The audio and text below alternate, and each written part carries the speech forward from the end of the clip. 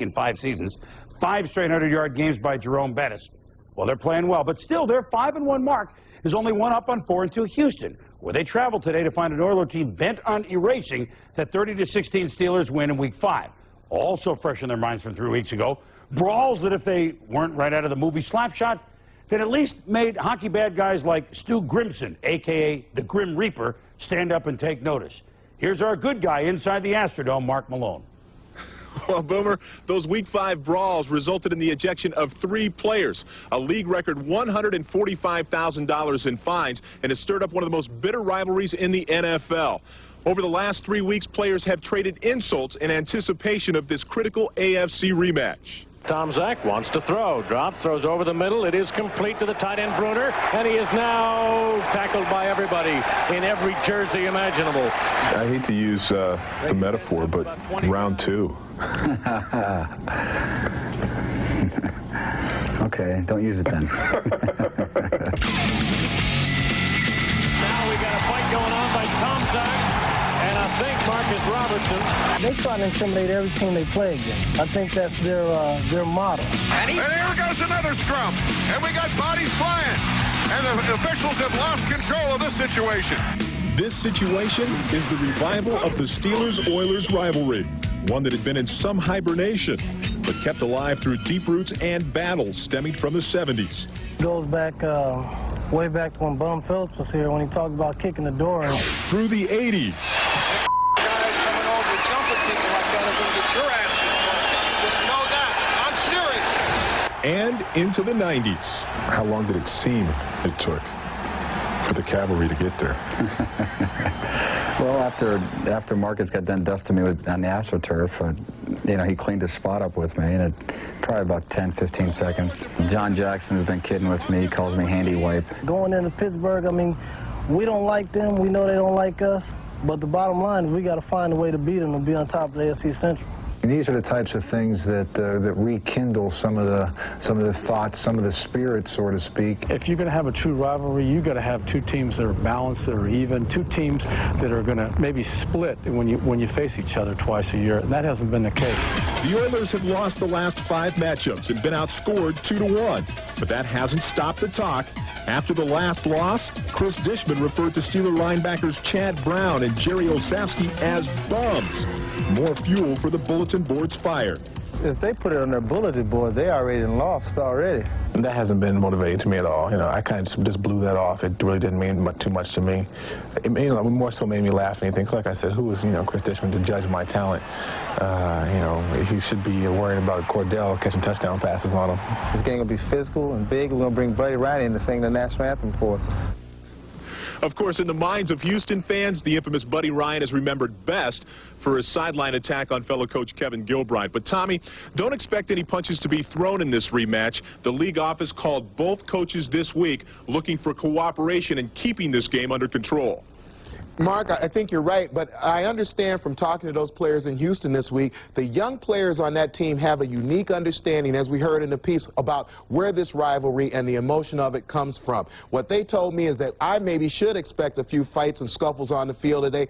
They don't want that emotion to get out of hand. Their coach has driven home to them early on in the game, we can't afford for that emotion to translate into turnovers. Well, fighting has become a big issue in the league, as Mark Malone pointed out. I think it's a bigger problem for Jeff Fisher. Bill Cowher has the least penalized team in the NFL, very mature, very disciplined. A bigger issue for Jeff Fisher, and he alluded to it, he started the week by telling his team, yeah, we're 4-2 and that's great. But you know what? We haven't beaten anybody. He's asking his team to take a great leap forward today, Chris. Yeah, he's got the big picture, as I think does Bill Cowher, in hand. 2 very good coaches, and that may prevent this from really escalating or deteriorating. When we return, Pillars of Strength.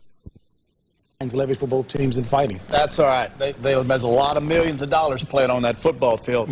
The sad part about this game, and all of us that have played, sorry, Debbie, know what it's like. There's at least one stadium you go to, you just know you're going to have a hard time winning no matter how good you are. And when I played, it was going to the Astrodome. I mean, hard field, you had a track meet or a dog show tonight. I mean, it was just always bad. And they had those fans singing that Houston or Love You Blue and all that mess. Hard to win down there. Well, Howie, fans are gone. And this once great rivalry also will be gone after this year when they move, the Oilers, that is, up to Nashville. Yeah, I'll tell you, since you've been there, of course, the building is now dilapidated and there's nobody in the stands. That's a cheap shot, you know that. Well, it was a cheap shot. Anyway, I talked to Bill Cowher. He said, in regard to the Houston game, he said, look, by no stretch of the imagination do I condone fighting, but I will also not tolerate my players not sticking together. They don't like us. I like that they don't like us. We don't like them. I like that we don't like them. That's the way it should be. I asked him, why Tom Zach? How'd you come to that decision? He said, hey, it would not be fair to the team and it would not be fair to the young quarterbacks for them to experience the growing pains. We had too many important games, like that Kansas City game on the road, big game on the road, competent opponent, tough place to play, Pittsburgh on the move. So why against Tom Zach from the beginning? Why not start Miller? We do have to go, but Blonde Bomber, I would love to get you in the ring, the dojo, or the basketball court, young fella. I don't know what a dojo is. And you don't want to know what a dojo is. All right, folks, time for another break in the show. The Steelers lead the Oilers by a game atop the AFC Central. Now, the first game between these two just 3 weeks ago was won by the Steelers 30-16.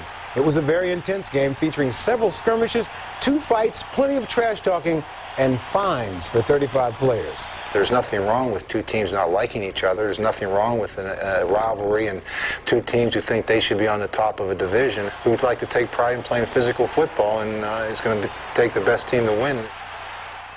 Pittsburgh and Houston, not what you'd call a friendly rivalry. Meanwhile, this season started with turmoil for the Steelers. A lost game, a lost starting linebacker, and a quarterback controversy brought on by the departure of Neil O'Donnell. We really didn't have a problem when he left because the amount of money that he received was astronomical, and there was no way we were going to get into that kind of situation.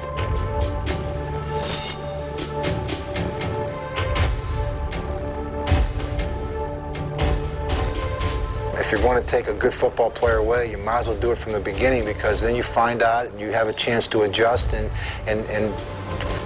become your new identity. The Jaguars, for the second year in a row, pull out the upset. This one much more decisively than the first. Well, I think concern was a big part, and certainly there was a lot of concern. I think, obviously coming off the Jacksonville game, a lot of changes had to be made. Jim Miller stepping on, Stewart taking over, and quarterback Tom Zach checking in. They need to pick one quarterback and have confidence in that guy to really get the job done. Well, obviously with that being said a quarterback, it's going to be somewhat of a distraction on your football team. And Mike Tomaszak has played very good football, but more importantly than that, he's given us great leadership at that position at a time when we needed it. Personally, it's gratifying to be conducting an offense like this and the leader on the field. And it's something that is in my makeup. I feel very confident with my role. You're just delegating authority and telling guys what to do, when to do it, and how to do it with a little bit of motivation behind it. While Tom Zach has filled the void at quarterback, the biggest impact on offense has been made by Jerome Bettis, who leads the AFC in rushing. Our players really wanted to get Jerome. They said, we remember when we had to tackle him a few years ago when we played the Rams, they said we'd rather have him on our side. When Jerome got here, it almost had been like he'd been here for 3 or 4 years. He had that same makeup of a lot of people on this team, a worker, a preparer, and a tough, hard-nosed football player. Defensively, the Steelers have lost their top 3 sack leaders from last season, yet are on a pace to break their own league record of 55 set in 1994. They're tied for the AFC lead in takeaways, and they continue to win despite the loss of their all-pro linebacker, Greg Lloyd. I tell you what, we got some pretty nasty guys on our team. I mean, Greg was I guess he was seen more so as the image of our team, but I think a lot of guys had that kind of attitude. We had a lot of guys who had a lot of character, who want to win. Killer instinct. Let's put the nail in the coffin. Let's go. He just won't let the team give up and fail. He says, hey, we got to go and do it, and that's what's going to happen. It would mean a great deal, not to myself, but to organization, to the players, going back 2 years in a row. And we understand the Super Bowl now. We know what it feels like to be there, and hopefully we'll handle it a little bit better if we get back there.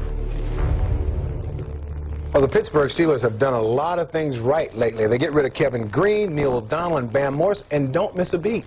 I'll tell you about Pittsburgh right now. They personify the city of Pittsburgh. That's a tough city. This is a tough organization. They made the tough call, and they got away with it, really. They brought people in that organization to win. Bill Cowher is the best coach in the business, in my opinion, right now. With the problems he had early in the year, to overcome it with the way he has, I think he's done a great job with the defense and the offense. And he's got my quarterback, or one of my old quarterbacks, playing quarterback, and that's a pretty good deal. You know, you talk about tough. What about this rivalry with Houston, Chris? Oh, was that a battle last time? How about Chris Dishman? After the game, he called two of the Steeler linebackers, Chad Brown and Jerry Osowski, bums. You don't think Pittsburgh's going to be ready to play this football game today? I just wonder about the decision to play Chris Chandler against this pass rush with the pulled groin. I don't know if I wouldn't have gone with Steve McNair here. I mean, a game like this is one of them games that we wish that we could play, but we're glad we aren't. The NFL on NBC returns in just a moment. Still ahead, Steve Young. Have been very careful to warn these guys against getting stupid penalties. And we're underway at Houston as the kickoff goes down to Mel Gray at the 5-yard line. He's to the 15, to the 20, and Mel Gray, one of the premier kick returners who had trouble the last time against the Steelers, is taken down about the 21-yard line. Coming down to make the play was Lethan Flowers as Philly defeats Miami 35-28. We welcome those of you who've been watching that game. Here is the offensive line of the Houston Oilers with Pro Bowlers Bruce Matthews at left guard and Mark Stepnoski at center. Two of the best centers in football on the field today, including Dermontti Dawson of the Steelers. Eddie George, you talked to Beasley about his projected to be over 1,500 yards rushing, could break Earl Campbell's rookie record with the Oilers. Well, I love the guy, and what a nice young man that Eddie George. I mean, he's a pleasure to talk to, and you'll have a treat today watching him run the football. It is now 1st down and 10. Houston Oilers. Chandler at quarterback, playing with a groin muscle injury that brought him out of last week's game. Here's a throw downfield and what a play, ball on the field. Could be a fumble. They're ruling it incomplete. Oh, looked like it might have been taken in by Chris Sanders, but they ruled he didn't have possession. Chris Sanders has struggled at times this season. Last year he led the National Football League in yards per catch. He's had a couple of big drops this year, and this is another one. I mean, it's a tough catch, very good defensive coverage, but the top-flight NFL wide receiver brings this one down. It's a good effort by Chris. That's another one that got away, and he's dropped a few this year. And he's caught some, too, and he's always a threat to go deep. He only has 14 catches, but averages over 20 yards a catch. Now Chandler dropping again on 2nd down and 10 in the flat. He's got a man, and is good for a 1st down as the ball is taken in by Derek Russell for his 18th catch of the year. And he is ahead for a gain of 14 yards for the Oilers in a 1st down. Derek Russell working out of the slot position. It's a simple out route as he breaks off of the coverage man, Carnell Lake, the safety at that time. Nice move at the end of it, but Russell is having a real good season. Yeah, he's really stepped up, and he's also a guy, as you know, Beasley, who will go over the middle and get the ball. So he brings an additional attribute. A lot of wide receivers like to go deep, but not over the middle.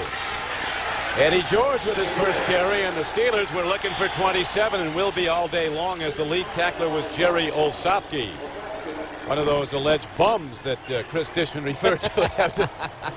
Here's the front three of the Steelers, Buckner, Steed, and Johnson today, with a terrific linebacking core in Gilden, Kirkland, Olszewski, and Chad Brown. As you point out, 5.5 sacks, 4.5 last week, as Rod Woodson said.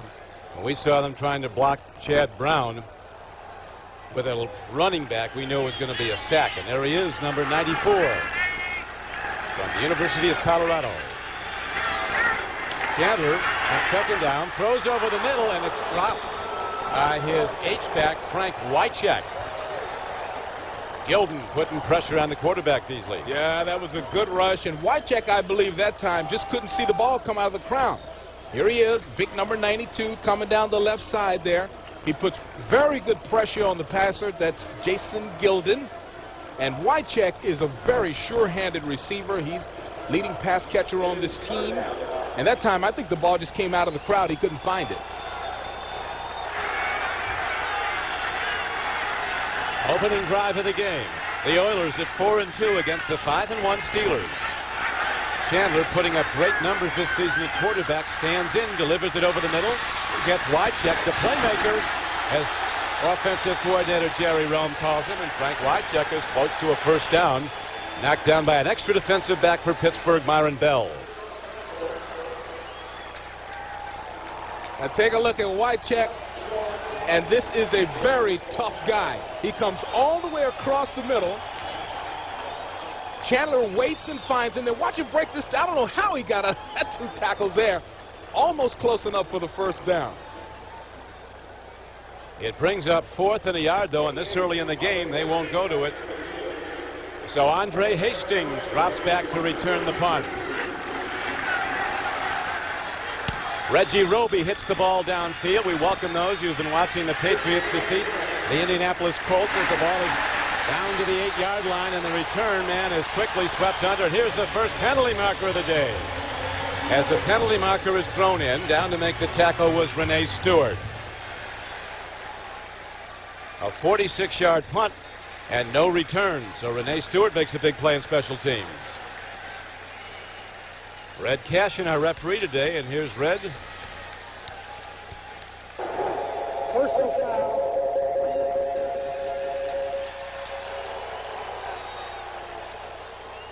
Number 55 of the kicker. Could be a late hit on John Henry Mills, and so that'll give the Steelers some additional yards to start their opening drive.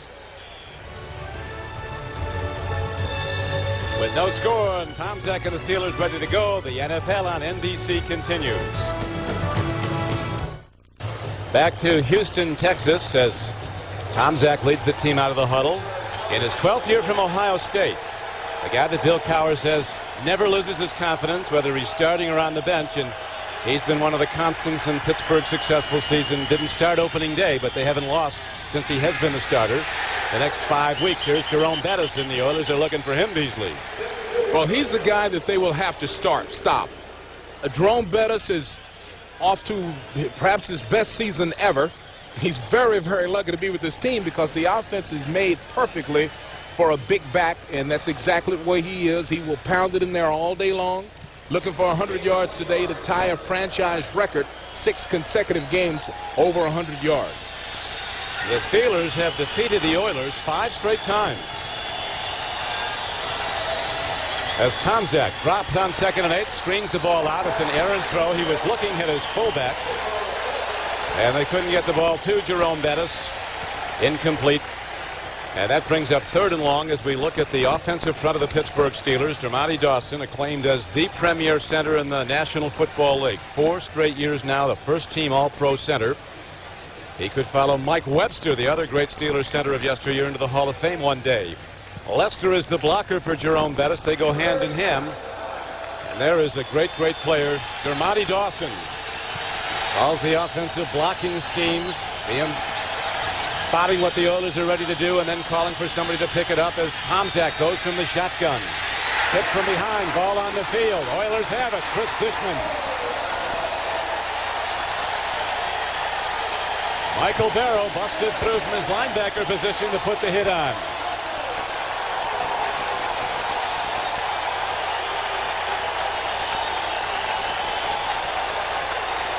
Try to pick up number 56. Here he is rushing, bottom of your screen, coming around the corner, almost blocked, but you see him take the right hand, swat the ball down, and there's Chris Dishman, who was involved in a lot of talking all week long, last couple of weeks in preparation for this football game, and he comes up with the football here. Called Chad Brown and Olszewski bums. Should be more bums like that around the league. You'd have more 5-1 teams. First down and 10 for the Oilers. On their second possession, they go to Eddie George, and the Steelers are reading him all the way. They fill the gap so quickly, and Eddie George is stopped after a gain of about 1.5 yards. Got it, Joel Steve. Jeff Fisher told us that he has to be very patient with the running game today. He says he expects no gain, and then nice gain. And so far, that's exactly what we've seen. Eddie George, the last couple of runs, nothing there because that Pittsburgh defense is so fast. But they say they're going to stay with the running game because every now and then this guy will pop one. Yeah, he can break the big runs. And Fisher says he doesn't want his offensive coaches to get discouraged. He wants the ball to keep going to Eddie George. It does again here on the pitch back.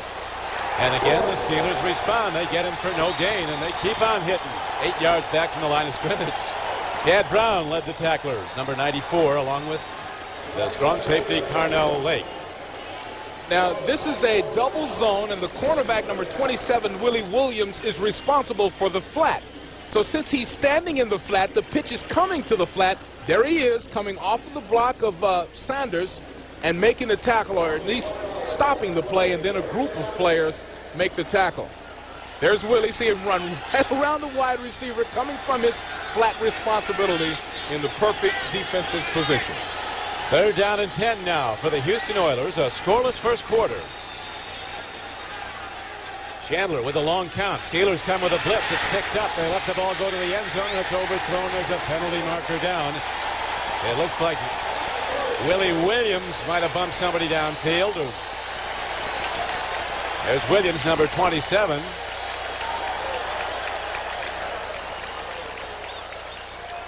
Myron Bell, another DB, got through on a blitz and hit Chandler hard.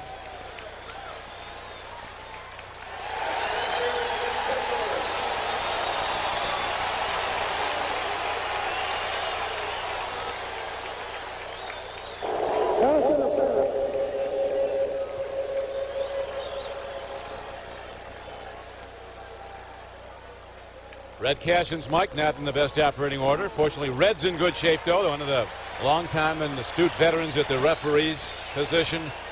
Jeff Fisher now sees his Oilers advancing the ball on the penalty down to the 11-yard line.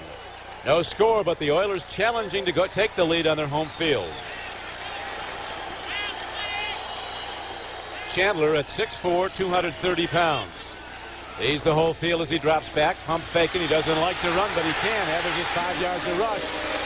And Chandler gets down inside the 5-yard line. This is a day particularly busy. They would like him not to run because of the groin pull that's troubled him. Well, Don, that shows us that his groin is okay. I mean, I never expected to see Chris Chandler pull down the football today and run it. He had to come out of the game last week with a pulled groin. But you can see right there his groin is fine. And that's good news for Houston because the guy's off to a great season. It's been kind of a lingering injury. He actually first suffered it against Cincinnati 2 weeks ago. Aggravated it last week in the win at Atlanta. The Oilers coming home after winning their last 2 road games in succession to go to 4-2. End off straight ahead, and Eddie George with 575 yards rushing through the first 6 games of the season. And as you point out, a 5-yard per carry average. This time hits ahead for maybe a yard. Jerry Rome, a very, very good offensive coordinator. I'll tell you what he's upset about right now. At the point of attack, actually in every running play so far, Pittsburgh has dominated the position. Right at the point of attack, so Eddie George has to stop before he even gets to the line of scrimmage. They know, no question. They seem to know where Eddie George is going. Usually it's left. Chandler on 3rd down takes a look. Nobody open, throws to the end zone, and overshoots his target. And we have, looks like Derek Russell protesting that he was fouled on the play, but the official says no. And Al Del Greco and the Oilers field goal unit comes out to try to put up the first points of the game with 8:49 to play in the first quarter. See, one of the things that you can count on with Chris Chandler is he's not going to do anything that's not smart. I mean, down here in this area, he sees he has nothing. He sees that there's pressure. And actually, Don, he lofts that ball just enough where no one can touch it and throws it out of play and guarantees his team an opportunity to put some points on the board. And a very different start from that September day at Three Rivers Stadium when the Oilers found themselves behind 20-0 in the first quarter. Del Greco drives a 22-yard field goal through, and the Oilers take a 3-0 lead. Back to the Astrodome in Houston, Texas. Don Criqui with Beasley Reese as the Oilers on their second possession get a 22-yard field goal from Al Del Greco. He is now 15 of 18 for the season trying field goals, and 2 of his misses were from over 50 yards. Now Del Greco, number 3, is ready to kick it off. And back deep for Pittsburgh are Charles Johnson and Shaheen Arnold. Arnold's been the best, and here comes the rookie, averaging over 25 yards a kickoff return. And Del Greco's short kickoff is run back to the 34-yard line. As coming down to make the play was Steve Jackson for the Oilers. Turnovers killed the Oilers in game one. Here's Mel Gray fumbling a first-quarter punt. The Steelers were right on it, and they soon scored not long after. In fact, the next possession, Eddie George was stripped of the ball. And again, the Steelers were on it quickly as they built an early 20-0 lead and went on to win the game 30-16. And the difference today, that man right there coming around, forcing a fumble by Tomczak and Dishman picking it up. So it's the opposite happening so far. Yes, it is. Tomczak fumble turned into a three-point play for the little bit line. Look at the throw by Tomczak, underhanded to Bettis, but the Oilers come hitting. What a football game.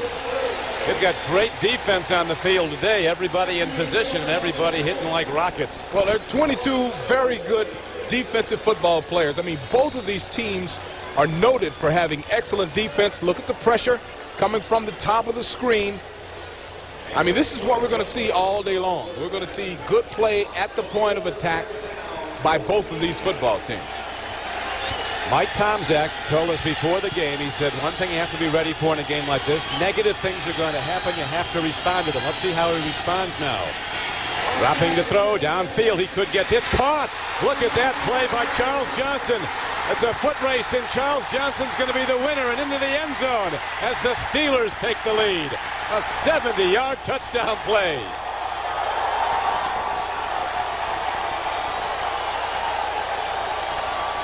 Well, there's your response. I asked CJ, they call him, yesterday if he felt like he has stepped up to that next level of receiver. Now, you may remember the last game, Don, he jumped over Lewis's head for a beautiful touchdown. Now, watch number 31, Marcus Robinson. This is so close to an interception, you won't believe it. Is it? Robertson thinks he's got it in his hands. CJ cuts right. Look, oh, it's a one-handed catch. What a beautiful play by Johnson. And the Steelers, with Norm Johnson hitting the extra point up and good, have taken a 7-3 lead. Pittsburgh kicks it off when the NFL on NBC continues. Charles Johnson with a sensational play, hooking up with quarterback Mike Tomczak on a 70-yard touchdown pass play, and the Steelers take the lead. I tell you, what a pleasant young man. In our meeting yesterday, he's got such a smile and a demeanor. And we talked about this because in the last contest, he jumped over Darrell Lewis's head for a spectacular catch and touchdown run. And here he does it again today, a nice catch. He's averaging over 20 yards a catch for the season. That was his 20th catch of the year. Third for a touchdown, Mel Gray, taken down at the 20-yard line. Let's watch one of the sensational plays of this season as Charles Johnson brings in the ball. Now, watch how he catches this ball. Left hand only. Oh, this is ridiculous. That's what pros do. What a catch and run. But you have to realize that tremendous jeopardy put himself in with Marcus Robertson. He'll knock you next Here's week. Here's Marcus there. He slides out. Now watch Marcus. He thinks he's got the interception right there. And CJ just snatches it with one hand. Big league play by Charles Johnson, and the Steelers now lead the game 7-3. A quick out as Chandler comes in high, gets his man, Willie Davis. And Davis is out to the 28-yard line, a gain of about 8 yards on the play. Willie Williams was on the stop for Pittsburgh. Now we have to remember that Houston is playing a heck of a ball game also. Chandler talked about not getting in difficult third down situations. So here they are winning the first down battle, picking up 9 yards right there. So far in this series, I mean, if you want a series to go the right way, your way as an offense, that's the way to start it off. On the field before the game, it was a playoff intensity. This thing has really heated up into one of the league's great rivalries. And Eddie George, again, at 240 pounds, is thrown back, and it was another of those bums. Jerry Osofsky did it again.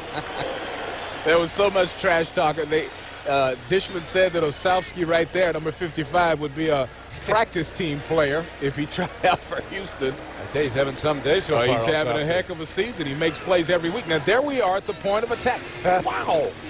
I mean, Osowski just read that perfectly. At the point of attack, Pittsburgh has been right there. It's almost like they hear the plays. They really do. They've been in every gap. Osowski not that big, not that fast, never out of position. There's a throw by Chandler. He gets the H-back. Wide check over the middle, and he's ahead on a first down play very close to the 49-yard line. A first down play on an 18-yard gain. See, Wycheck is fearless. He's got excellent hands. Watch him. He'll come off the line here. There he is. And look at the crowd that ball has to be thrown into. It had to be a little high because it had to be over Osowski and a couple of other defensive players. Wycheck pulled it in perfectly. Jerry Rome calls Wycheck a playmaker. That was his 26th catch of the year. He's been in the end zone 3 times for the Oilers. Eddie George looking to turn outside as they again shut off the gap. Now for more on the Falcons and the Cowboys, let's go to Greg Gumbel in New York. All right, Don, in Dallas, the Cowboys came close to being the Falcons' first victims of the season, but under 2 minutes to play, Troy Aikman to Kelvin Martin, 60 yards and a touchdown, wiped out a Falcons lead and gave the Dallas Cowboys a 32-28 win. First time this season the Cowboys have moved above the 500 mark. They're 4-3, Don. Thanks, Greg. And the poor Falcons playing hard and almost beating the defending champions. Fall to 0-7. Here's a throw down the middle. It's intercepted. The Steelers pick off the ball. Levon Kirkland, a linebacker, with his 4th interception of the year. Bill Cowher likes that.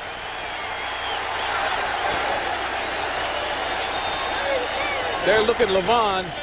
Number 99 is going back, reading the quarterback. And boy, that one is thrown right to him. I mean, he backed up right in front of Wycheck. Hey, this is a 265-pound linebacker dropping back. Look at that. That's unbelievable. And 27, Willie Williams, was also right in position. So that was an ill-advised throw by Chris Chandler. On first down and 10, Tomczak hands off to Jerome Bettis, coming in with almost 650 yards rushing. And as you're aware, Beasley, he becomes a free agent at season's end if he gets 1,200, which you'll probably have in the very near future. Yeah, about 5 weeks. But he will be a Steeler, I would say, next year because he loves Pittsburgh and they love him. Well, let me throw you a stat about Pittsburgh. They've had 15 guys become free agents, just naturally becoming a free agent, end of a contract over the last 4 years. They've lost all of them. Whoa. Now, there's a stat for you. So it's not so assured that they'll get him signed. That's a good point. Here is Tomczak on the rollout. Throwing downfield. He gets Charles Johnson. The ball is stripped on a good defensive play. As the Oilers close in nicely. That was Darrell Lewis came over, got it at the last minute. Here are some of the starters that the Steelers have lost. O'Donnell, they didn't want to pay him $25 million. They're doing all right without him, and the Jets with him. Unfortunately, Neal is out right now with an injury, are still winless, although it's certainly not O'Donnell's fault. Yeah. Kevin Green having a good year with Carolina. Leon Searcy at Jacksonville. They all went for enormous money. Well, they didn't lose Greg Lloyd. I'll guarantee you they have not lost him. I don't know where that came from. But no, that's an injury. Yeah, some of those guys free agency. He's out for the season, right? Here's a throw near side. The ball is tipped away. And Jaheen Arnold almost had it. And a very well executed defensive maneuver by Darrell Lewis, who again tips the ball away. Darrell Lewis is a wonderful defensive back. We saw him in the last meeting between these teams jump in front of a slant play for one of the prettiest interceptions you'll ever see. Here he is in great position, taking the right hand and tapping it away at the last second. One of the best. Coaches were saying, basically talking about Greg Lloyd, how much a part of this team he still is by leading with example and advice to the younger players. He hasn't taken his injury and gone away with it until he gets better. He's been as much a part of the team on the sidelines as he can be, and he's really helped the whole attitude. And see, and then you talk about this team also. It's just beautiful to watch how these guys hang around and how motivated they are to help out.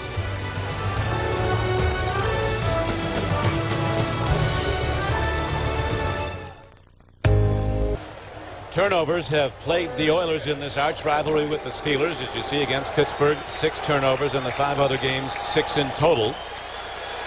It is a 7-3 game on a 70-yard touchdown connection. Tom Zach to Charles Johnson for Pittsburgh. Del Greco led off the scoring with a field goal from 22 yards out for the Oilers. Here's a throw to Eddie George. He can't run it. Let's get him the ball on the pitch. He's ahead for 11 yards and a first down. Now let's go back to Greg in New York for an update on Cincinnati, San Francisco. Greg. All right, Don, twice the 49ers have turned the ball over, and twice the Bengals have converted to touchdowns. Here, Jeff Blake, the pitch to Garrison Hurst for 15 yards, and it's a 14-0. Bengals lead on the 49ers. They're still in the first quarter, Don. Well, that would help David Shula immeasurably. He reportedly, according to published reports in Cincinnati, is on the ropes and could go today if they were losing if they lose the game at San Francisco. And lo and behold, they're up 14-0, although they pay off in final numbers in this league. Yes, they do. But a lot of his players, it came out publicly this week also talking about how they were going to really lay it out there to make sure that their coach hangs in there, and so far they're living up to that. And in this game here today, we've had Rock'em Sock'em, knock him down hitting, but the deportment otherwise has been excellent. Yeah, no fights today, as I predict. Yeah, we don't want to. These guys don't want to do anything stupid today. Too big of a game. NFL Cherries was beneficiaries of $145,000 in fines levied on all those players after the first meeting. Aaron throw. I don't know if Sanders ran the wrong pattern. Chandler's saying something to him, but he wasn't where he threw the ball. Now he's bringing him back into the huddle. And Joel Steed could have had a piece of the ball at the line of scrimmage. See if we can find big number 99. 93, there he is right there, 93. Gets a little tip on it. And that brings up 3rd down and 9. Houston is 0 for 2 on 3rd down conversions so far today. 8:37 to play in the first quarter. Steelers lead the game 7-3. Chandler needs 9 on this throw. He's going to lose about 9. On the sack by Chad Brown. Too quick to block. 6.5 sacks for the year, and Brenston Buckner was coming through also, number 96. Well, here's Brown, number 94. Remember, 4.5 last week. That's called a game. He steps up to the outside, works his way back inside, and one of the reasons the guy is so big, he's like half linebacker, half defensive lineman, and when he ends up one-on-one with a back, it is a mismatch. It's impossible. Steelers have had a wonderful source of talent in the University of Colorado. Charles Johnson, who caught the touchdown, is from there. Joel Steed, who tipped the ball on the play before, is from there. As is Chad Brown, who just had the sack as the punt comes downfield. Andre Hastings doesn't get much on the return for the Steelers as he is swept under at the 20. Next Saturday at 1:30 Eastern Time, it's the Breeders' Cup live from Toronto, Canada. Watches the incomparable Cigar looks to leave his mark in horse racing history by winning an unprecedented second straight Breeders' Cup Classic, the final race of his storied career. It is the richest day in the sport of kings, the 13th running of the Breeders' Cup, next Saturday at 1:30 Eastern Time here on NBC. And here on NBC with 2:05 to play in the first quarter, the Steelers holding to a 7-3 lead, go first and 10 from their 20.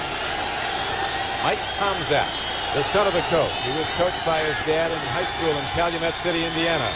Hands off. Running with the ball is Jerome Bettis, who finally gets some room. And the big banger gets out across the 25-yard line, taken down by defensive end Anthony Cook. Bettis is fun to watch. He has a certain attitude when he runs the football. After a really good run, he bounces up. He's kind of laughing. He's a fun guy to watch. A nice personality on a big back.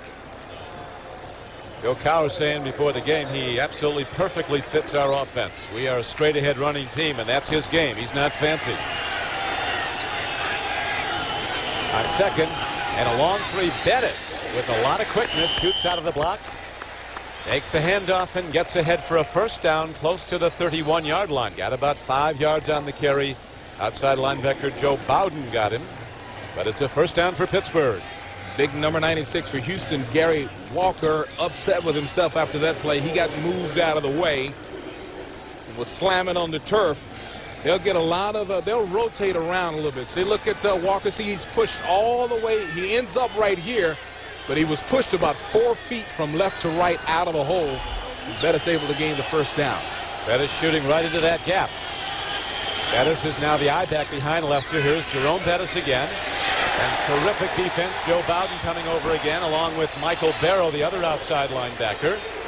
And Bettis is knocked down at about the 30-yard line. Might have gotten back to the line of scrimmage. We'll see where they spot the ball. Take a look at the defensive line for Houston here. See, at the point of attack, they all hold their ground. And they kept all of the offensive linemen for Pittsburgh off of the linebackers, off of Michael Barrow. He talks to them all week about not letting the offensive linemen jump through and cut him off. So he was able to freely make the tackle. Let those linebackers run and tackle. Tomczak, quick out. Hastings has it. Trying to get out to the 42-yard line. He cannot. On second and just over 10, taken down by Darrell Lewis, who's been in on a lot of plays. And that will do it for the first quarter of play. As after 15 minutes, it's the Steelers 7 and the Oilers 3 as the NFL on NBC continues. With Beasley Reese, this is Don Criqui back at the Astrodome in Houston, Texas, where the Steelers on a sensational 70-yard touchdown pass play from Tomczak to Charles Johnson came from behind to take the lead 7-3 as we are now ready to open the second quarter of play. You're talking, Beasley, about that Colorado connection with Pittsburgh. Players like Chad Brown and Joel Steed and Johnson, who caught the TD pass. Not to be forgotten in that Colorado connection, Cordell Stewart and Deion Figures, also former Buffaloes. Now a 5 wide receiver set. Tomczak with a new look goes to Charles Johnson, angling over the middle on 3rd down and 6, and he's ahead for a first down. Well done by this pass catch combination of Tomczak and Johnson having a big day. This is one-on-one between CJ and Chris Dishman. They are good friends. Charles Johnson told us that he loves going against Dishman probably more than any other defensive back that he faces. He said that before the play, they actually hold conversations. You see Dishman in great position, and Dishman arguing he thought that Charles Johnson dropped that ball. Tomczak starting at quarterback regularly for the first time in 4 years. As he hands off to Bettis, and he gets out across the 42-yard line, close to the 44. Not much there as one of the best tackling strong safeties in the business, number 23, Blaine Bishop, came up and got him. You know, Don, when you look at the stats here are the two that jump out at me for both teams having difficulty rushing when they've got 2 of the top rushers in the NFL. So I think that gives credit to the defensive linemen for the opposing teams.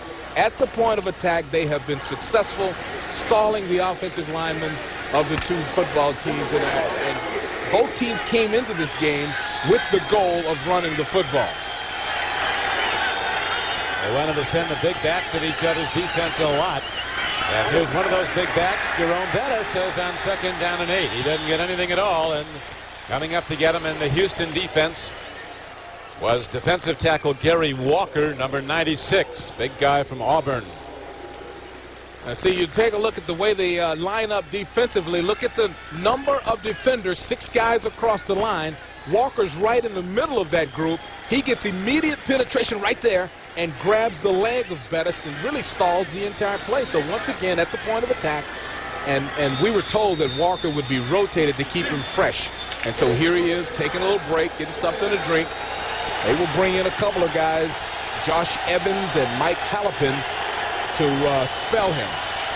We've only played a quarter. I mean, what kind of shape is he in? Here's a long ball downfield, and Charles Johnson goes for it. Penalty markers come in. Looked like they had good coverage. But the back judge is right there, and he says no, somebody fouled. Well, it wasn't much of a foul. Sure wasn't. I mean, if they're calling on a Dishman, if he did anything, it was he took the right hand. We'll have to look and see if he slowed the receiver down, if he impeded his progress. Well, Dish is saying good call. First down. Now, I don't know if he's being facetious or not. Oh. Okay, here's the perfect look at it. Well, you know what? He's saying that he touched him after the 5-yard point. And right there, when he sticks his hand up, you can't do that. He didn't do much, but it was, you can't do that. You can't make contact on purpose after the 5-yard mark. So the Steelers, beneficiaries of a huge penalty. And they go right back to Bettis. The penalty yard, it's 38 yards on that penalty.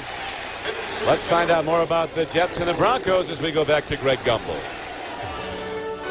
Don, Mile High Stadium in Denver is always a nightmare for visitors, and so is Terrell Davis. The second year back is the NFL's leading rusher as we speak, thanks largely to this 71-yard touchdown run. Lots of time remaining in the first half. Denver leads Baltimore 14-3. Don? Thank you, Greg. Denver, a hot club, and nobody beats them out there. Can they win on the road will be the determinant of how far they go if they get to the playoffs. Tomczak dropping the throw, takes a look, swings it over the middle. He's got Jerome Bettis with a head of steam down inside the 10-yard line, where Michael Barrow brings him down. I tell you, one of the amazing sights in football is to watch the talent of Demonte Dawson. Now, he is the center right here. Keep your eye on him. Look how he gets the block and then falls outside in perfect position and becomes the lead blocker almost on the sideline from the center position.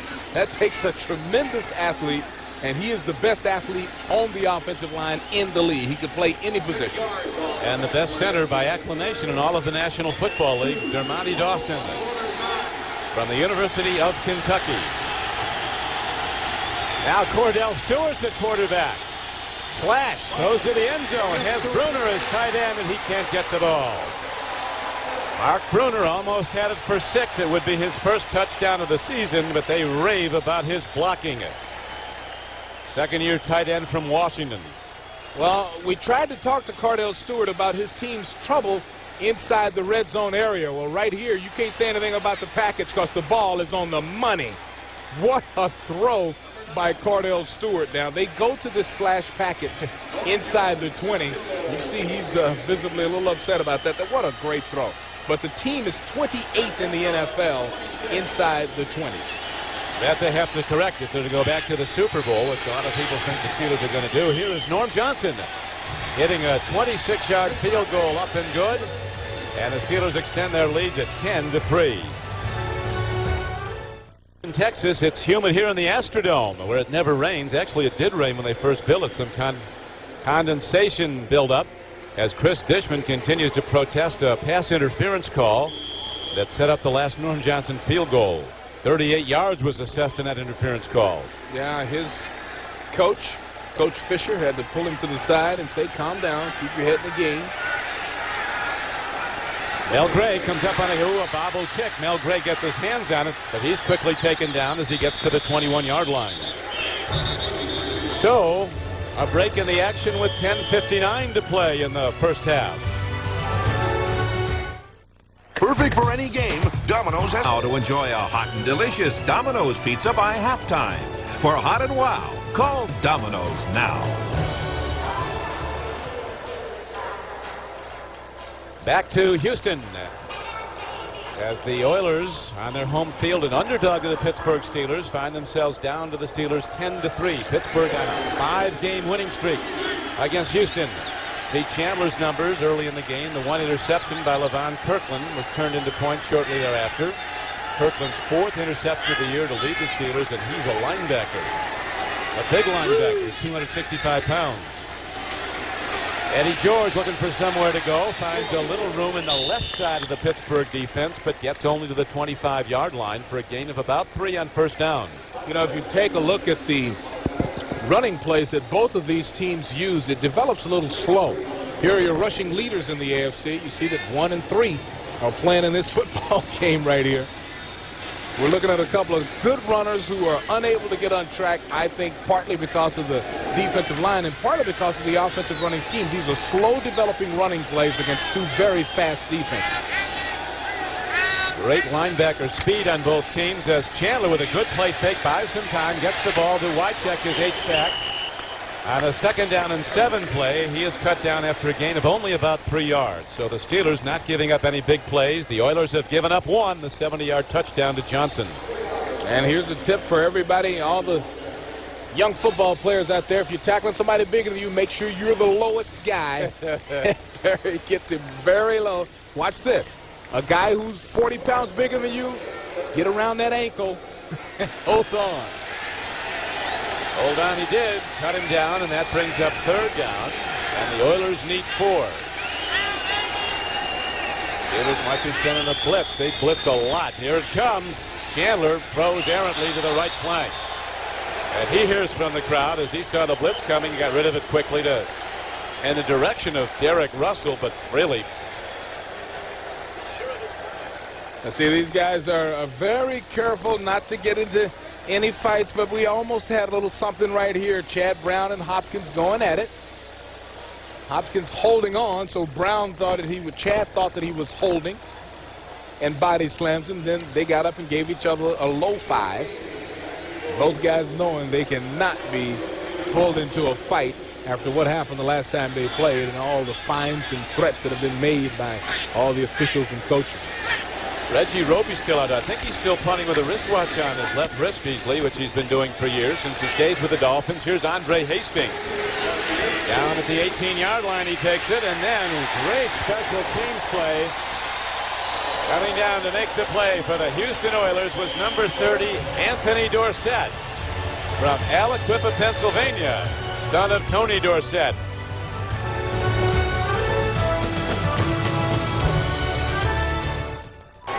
They like Crafton, Pennsylvania's Bill Cowher. That's an office he doesn't want to, I don't think, Beasley, does he? The Oval Office? He's got a better job right now, believe me. A lot of headaches with that other job. And some with this one. Oh, yeah. Here's Cordell Stewart. Now, this is Tomczak back in. Stewart was in for the one play, but the throw this time to Bruner is a completion, and it's out close to the 28-yard line. Good for a first down. Robertson was on the stop. You know, if you take a look at Mike Tomczak by quarter this season, by down, on first down he had 3 touchdowns, on second down 3. And the odd one is you don't find many touchdown throws on third down. Fourth down is understandable.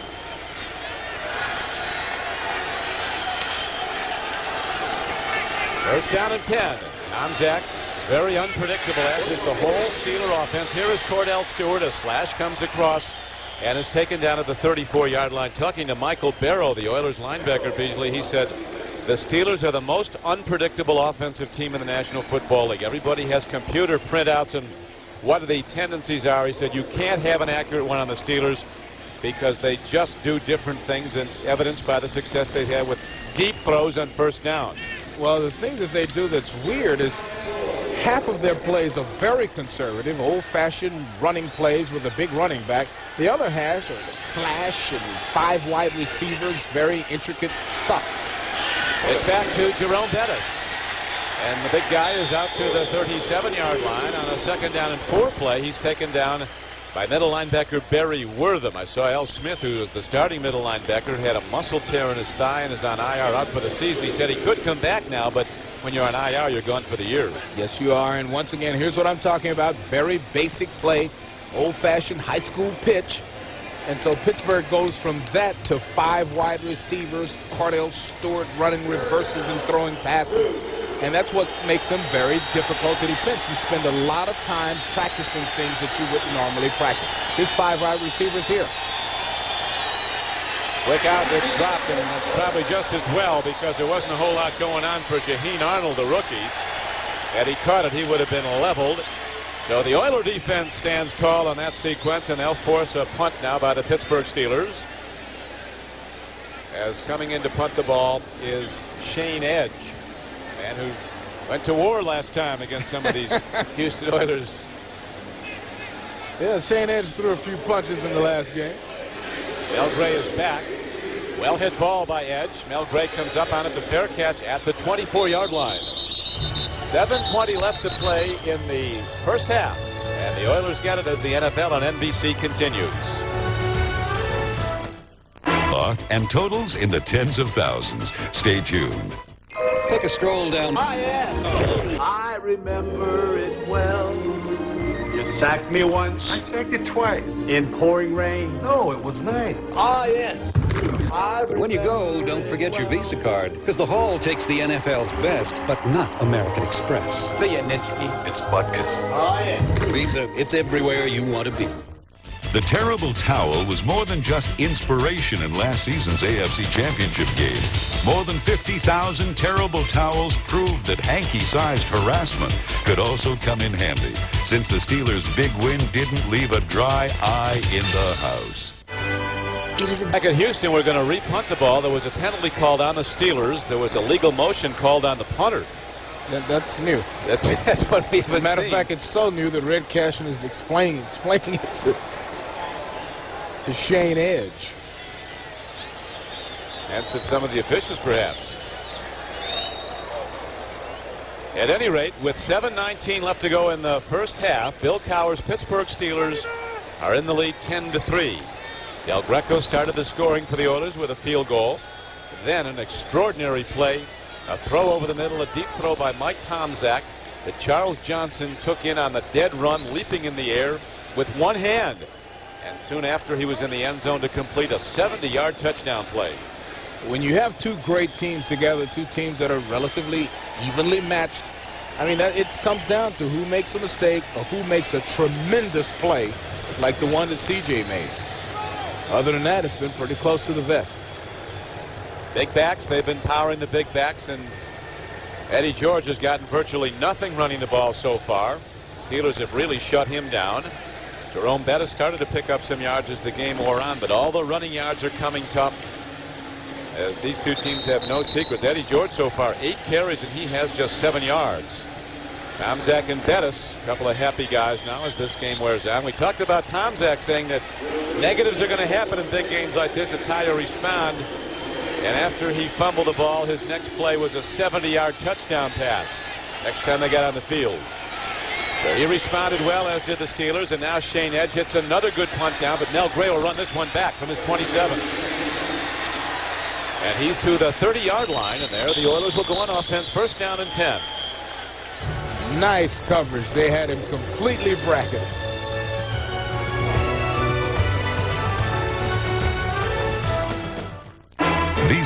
Shane Edge, the Steelers punter, tried to exchange pleasantries with Darrell Lewis, who he had some problems with in the last game at Three Rivers.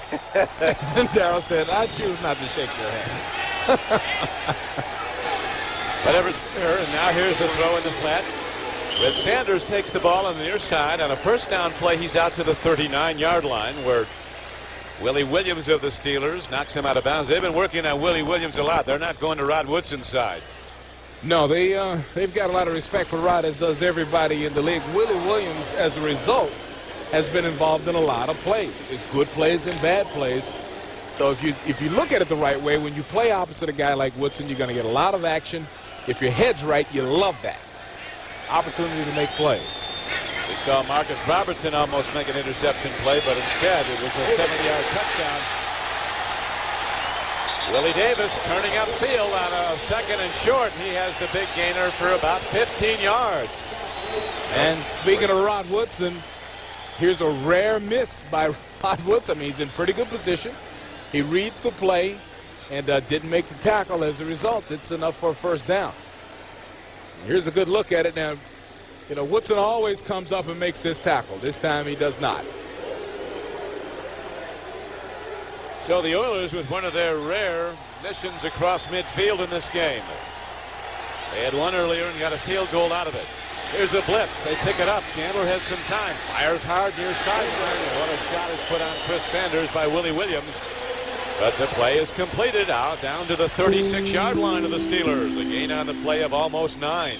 That's a good catch for Chris. He needs to get on track too. You see Osofsky on the zone blitz. Everybody else is playing a nice, comfortable zone. And there's a real good shot, good timing by Williams. But Tippy Toes, Sanders, as he's known, he needed that catch. They need to get him on track here. At any moment, though, when Sanders is on the field, they could be throwing to him in the end zone. He can run by most everybody. The Steelers playing way off him as Chandler. Another quick out near side and overshoots his man. That time he was looking at Malcolm Floyd, number 83. And they keep working on Willie Williams of the Steelers, the right corner, all day. Clock stopped on the incomplete pass with 5:43 to play in the first half. Don Criqui with Beasley Reese in the rematch. The Steelers and the Oilers, their first meeting, with 35 players being fined a total of $145,000. But 25 of those fines will be rescinded at the end of the season if the guilty parties fight no more. And they plan to fight no more. Well, we've seen what's going on here. Somebody's not looking. Yeah, this was a total misread. Look at Chris Chandler talking to his receiver because he didn't pick something up. So it must have been a blitz that he didn't pick up. So Sanders goes down to block. Watch this. He's coming to block. That was the football that was shooting behind. Willie Williams thinks he's about to try to catch a pass, so he's coming up to defend. And watch Chandler here right at the end of that. He says, you know, hey, guy, you got to keep your head up and read the defense. 4th down, and the Oilers are going for it. They need a little over a yard. And before they get the play off, they elect to take a timeout to make sure everybody's on the right page with 5:37 to play in the first half. And the Steelers still in the lead 10-3 as the NFL on NBC continues. Hey, you're a guy, and guys want to be cool. Hang out with other guys who are cool. But even cool guys sweat.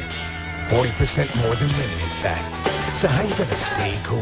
With something new, Speed Stick Gel. No other gel keeps you drier, so you always feel your coolest. It's unbeatable gel protection, and guys, no matter how cool they are, need all the protection they can get. New Speed Stick Gel. It's just for the guys. We're back to the Astrodome in Houston, where the Oilers, trailing by 7, are coming up to a 4th down play at the Pittsburgh 36-yard line. Jeff Fisher just huddled with his quarterback. Bill Cowher's defense got a chance to talk it over. And now Chandler sends Wycheck in motion. Power run right. It's Eddie George, and he's got the first down.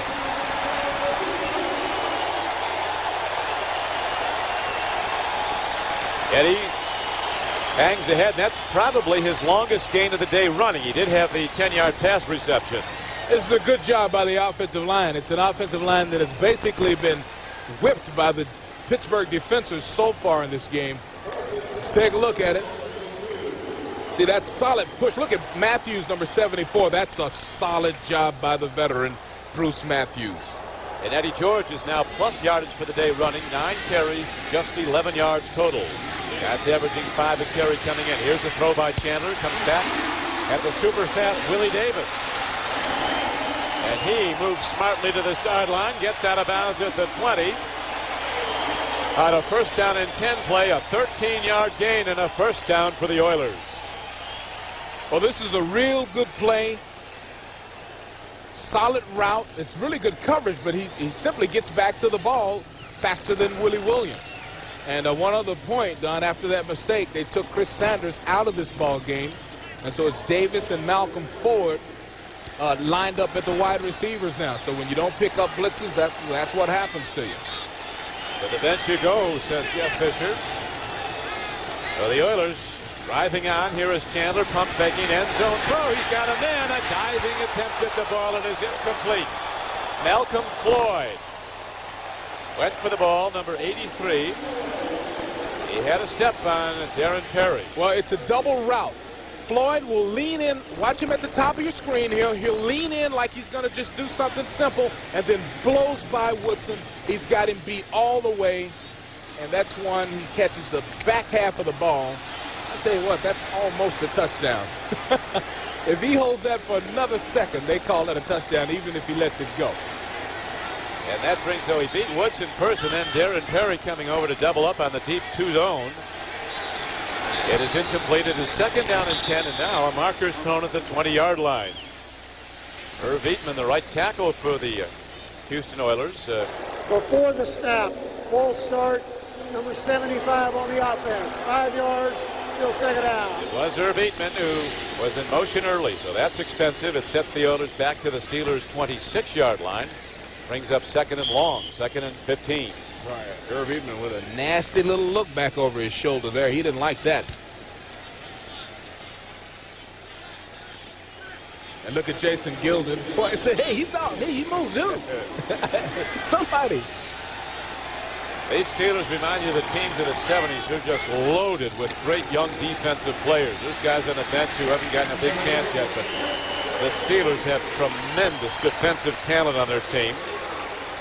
Nothing wrong with the offense either, although on that play, the Steeler defense is hit for an 11-yard gainer as the ball is thrown to Derek Russell by Chris Chandler.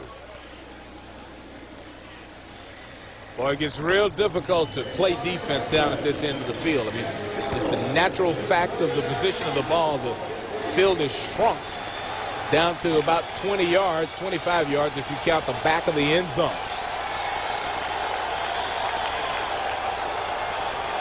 Handoff goes to Ronnie Harmon, and he is down close to the 10-yard line. He might have a first down on 3rd down and 5. Looks like he does, so the Oilers drive on, getting some terrific blocking. Stepnoski, their very good center, and so quick gets out and gets his man. The Steelers stretch their coverage across the line, and watch number 99, Levon Kirkland. Here he is, the big guy right here. He hits the hole, almost the right hole, but pushed out of the way by the offensive lineman. And when you have a blitz like that and they run the ball, if you're not lucky enough to be running right through the hole, you lose it. Somehow chipped with an acrobatic handoff. He tripped, gets the ball to Eddie George, and he's down to the 10-yard line. The Heisman Trophy winner from Ohio State never has missed a practice in high school, in college, or in the pros. Never missed a practice, let alone a game. He has a work ethic that's unbelievable. As Willie Davis said, the first day he showed up at training camp, we saw right away he was big, he was fast, and he was smart. What else do you need? 13 teams passed on him in the first round. The Rams have had a big effect on the success of these two teams because the Rams let Jerome Bettis get away to the Steelers, and they didn't pick Eddie George, they took Lawrence Phillips. Here's a swing pass, and a terrific open field tackle is made by Willie Williams on Eddie George at the 11-yard line. So the Steelers rising up on defense as they're challenged. See, Willie Williams is playing a heck of a football game. He's challenged, as we mentioned, because he's on the opposite side of perennial all-pro Rod Woodson. But look at this guy. I mean, he'll make a guy will catch a ball on him, but he's right there to make the tackle. Hasn't made any mistakes, made some solid plays in the running game. And the 2-minute warning is given with the Oilers challenging and the Steelers in the lead. Big play coming up in this very big game between the Steelers and the Oilers. You know, I throw this ball. In this situation, typically the offense decides to throw the ball, take the shot in the end zone. So if it's incomplete, or if it's not covered, you can throw it away. You get your field goal. You throw it short of the end zone, and the guy comes up and gets tackled. It's the same result, so you might as well try to throw it into the end zone. 3rd and goal from just outside the Steelers' 10. Here's a blitz on Chandler, and they get him. Rod Woodson shot out of the gun, unblocked. But you know what, Don? It doesn't matter. They still get their shot at their field goal. So that, and you see Chandler was trying to get the ball, take his one opportunity into the end zone. So very smart by Chandler. Once he realized he was in trouble, he simply covered it up. That's a chip shot for his kicker. The Steelers at 5-1 on a 5-game win streak. Everybody had those dire predictions when they were blown out at Jacksonville and lost an all-pro linebacker, Greg Lloyd, for the season in that game. But now the Steelers off to their best start in 17 years.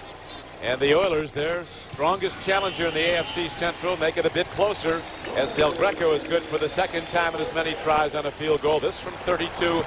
Jeff Fisher now sees his Oilers move to within 4.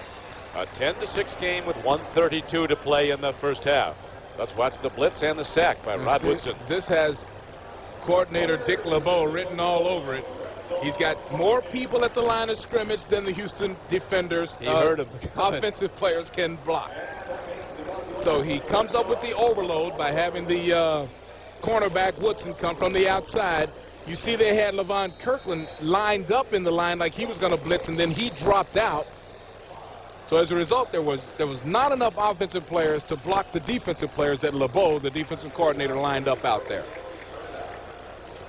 Now the Steelers sitting back Charles Johnson and Jaheen Arnold, as there is Dick LeBeau, 14 years a defensive back with the Detroit Lions, a former Buckeye from Ohio State, 3 times a first-team All-Pro player at cornerback.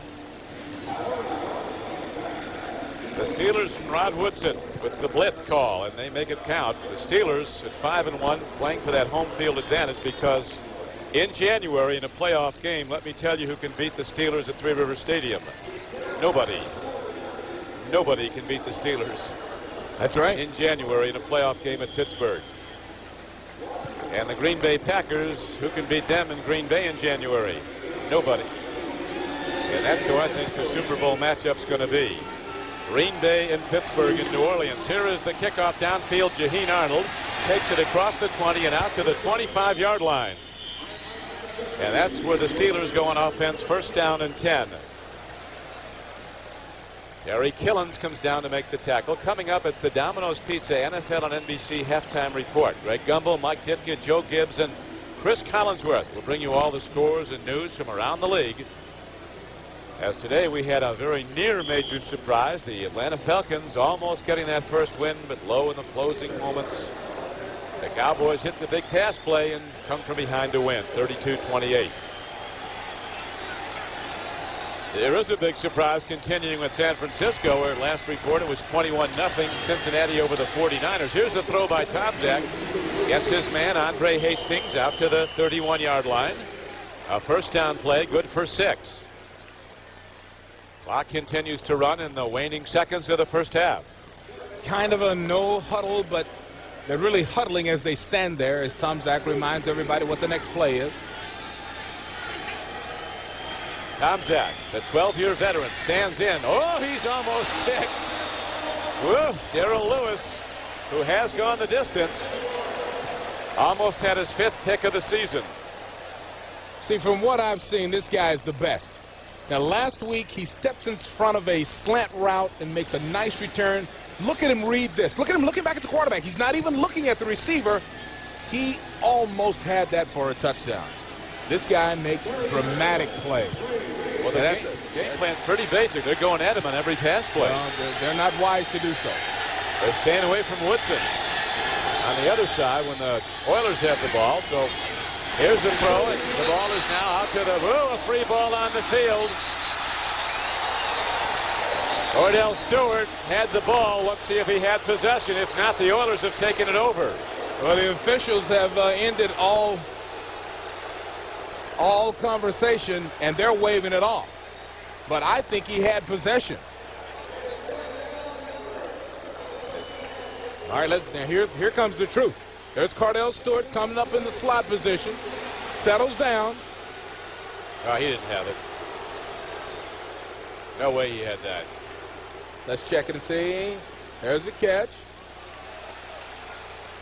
Well, you have to take 2 steps. He was turning. It's very difficult to tell there. See, he's got it right now. Do both feet put? No, I don't think he had possession. Darrell Lewis came in and put the right hand in on the ball at the last second. A full punt rush by the Oilers. They went for the block. Here's Mel Gray coming over, letting it hop.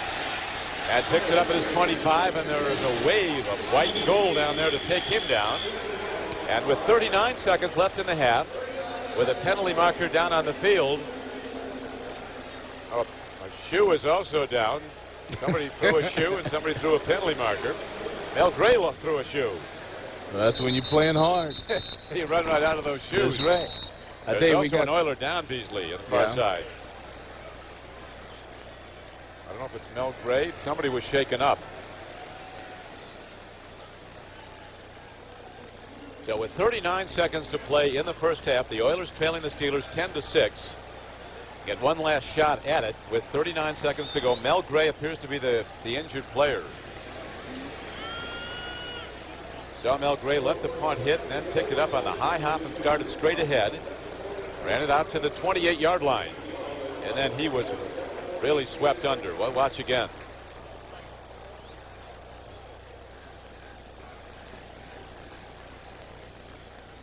Well, it's hard to see what could have happened to him there. He seems to be holding his back with his left hand. See his left hand? It looked like 41, Lethan Flowers of the Steelers, might have jammed him when he was just going down. Looks like a hamstring. Boy, something hurts bad. No, he keeps grabbing it back. Lower back, maybe. Yeah. A very important part of the Oilers' 4-2 start. Mel Gray shaken up on this punt return. So Mel is at 10-2.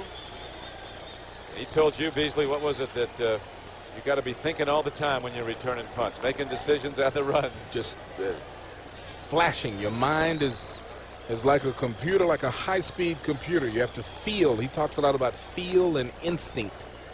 And that's one of the reasons he's one of the best of all time. And Rod Woodson, who was returning kicks for the Steelers in the first part of his career, a man who Sam Weitz once called the best kick returner I'll ever see. I asked him one time the secret of kick returning. He said, as soon as you get it, you go as fast as you can. You don't wait for things to open. You don't wait for things to change. He said, get it and go. That's the key. Next Sunday, NBC Sports presents more exciting NFL action at the special time of 12 noon Eastern with the NFL on NBC. Most of you will see Jim Harbaugh and the AFC East leading Indianapolis Colts battle the Washington Redskins, who are off to a 6-1 start after beating the Giants. Some of you will see these Steelers square off against the Falcons. Others will see the Broncos, a hot team, host the Chiefs, another hot team, and the Bengals take on the Jaguars. Check your local listings for the game in your area. That is the NFL on NBC next Sunday starting at 12 noon Eastern Time. 39 seconds to go in the first half. Steelers ready to blitz Chandler. Here's another Woodson blitz, but he gets it over the middle nicely to Ronnie Harmon. Turns to the outside and gets out of bounds at the 30. A gain of about 4 yards. He stops the clock. 32 ticks left in the half. But Chandler and his offense will be very careful here. They don't want to make any mistakes. It's a 4-point ball game. So you'll see little dumps, and you'll see throws to the sideline so the players can step out of bounds quickly. But I would be surprised if Rome does anything, you know, tricky, or I don't think he'll go for any long bombs here. Well, they also could look for the long field goal because they have a standout place kicker in Del Greco. Here's Chandler with a deep drop.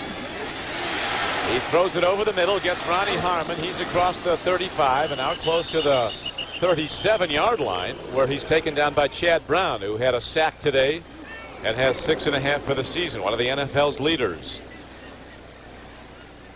Well, one of the problems that Chandler faces in this situation is the cornerbacks and the safeties for Pittsburgh probably play the deepest off the line of scrimmage of anybody in the league. They've really been way off the other receivers. 10, 12 yards off of them. Every play, yeah. Yeah, we'll see comeback routes. We'll see 12, 15-yard throws, but I don't think we'll see him go for any bombs. Follow the NFL on NBC online at nbc.com/sports. This week, Gil Brandt breaks down free agency in the NFL, the winners and the losers, plus feature stories, game coverage, and our weekly online viewer poll question. It's all at nbc.com/sports. Chris Chandler, who's had a varied and well-traveled career around the NFL. 2 years with the Colts, 2 with Arizona, 2 with Tampa Bay, 1 with the Rams, now in his second with the Oilers. Dropping to throw with time running out. He's looking near sideline. He makes the connection, and stepping out of bounds nicely is Chris Sanders, who had some problems with routes earlier, but that time he's right in synchronization with his quarterback for a 15-yard gain. See, there's the distance that I'm predicting, and also the pattern. I said comeback routes. Those guys will drive those cornerbacks who are way off of them to begin with, drive them downfield, come back, step out of bounds.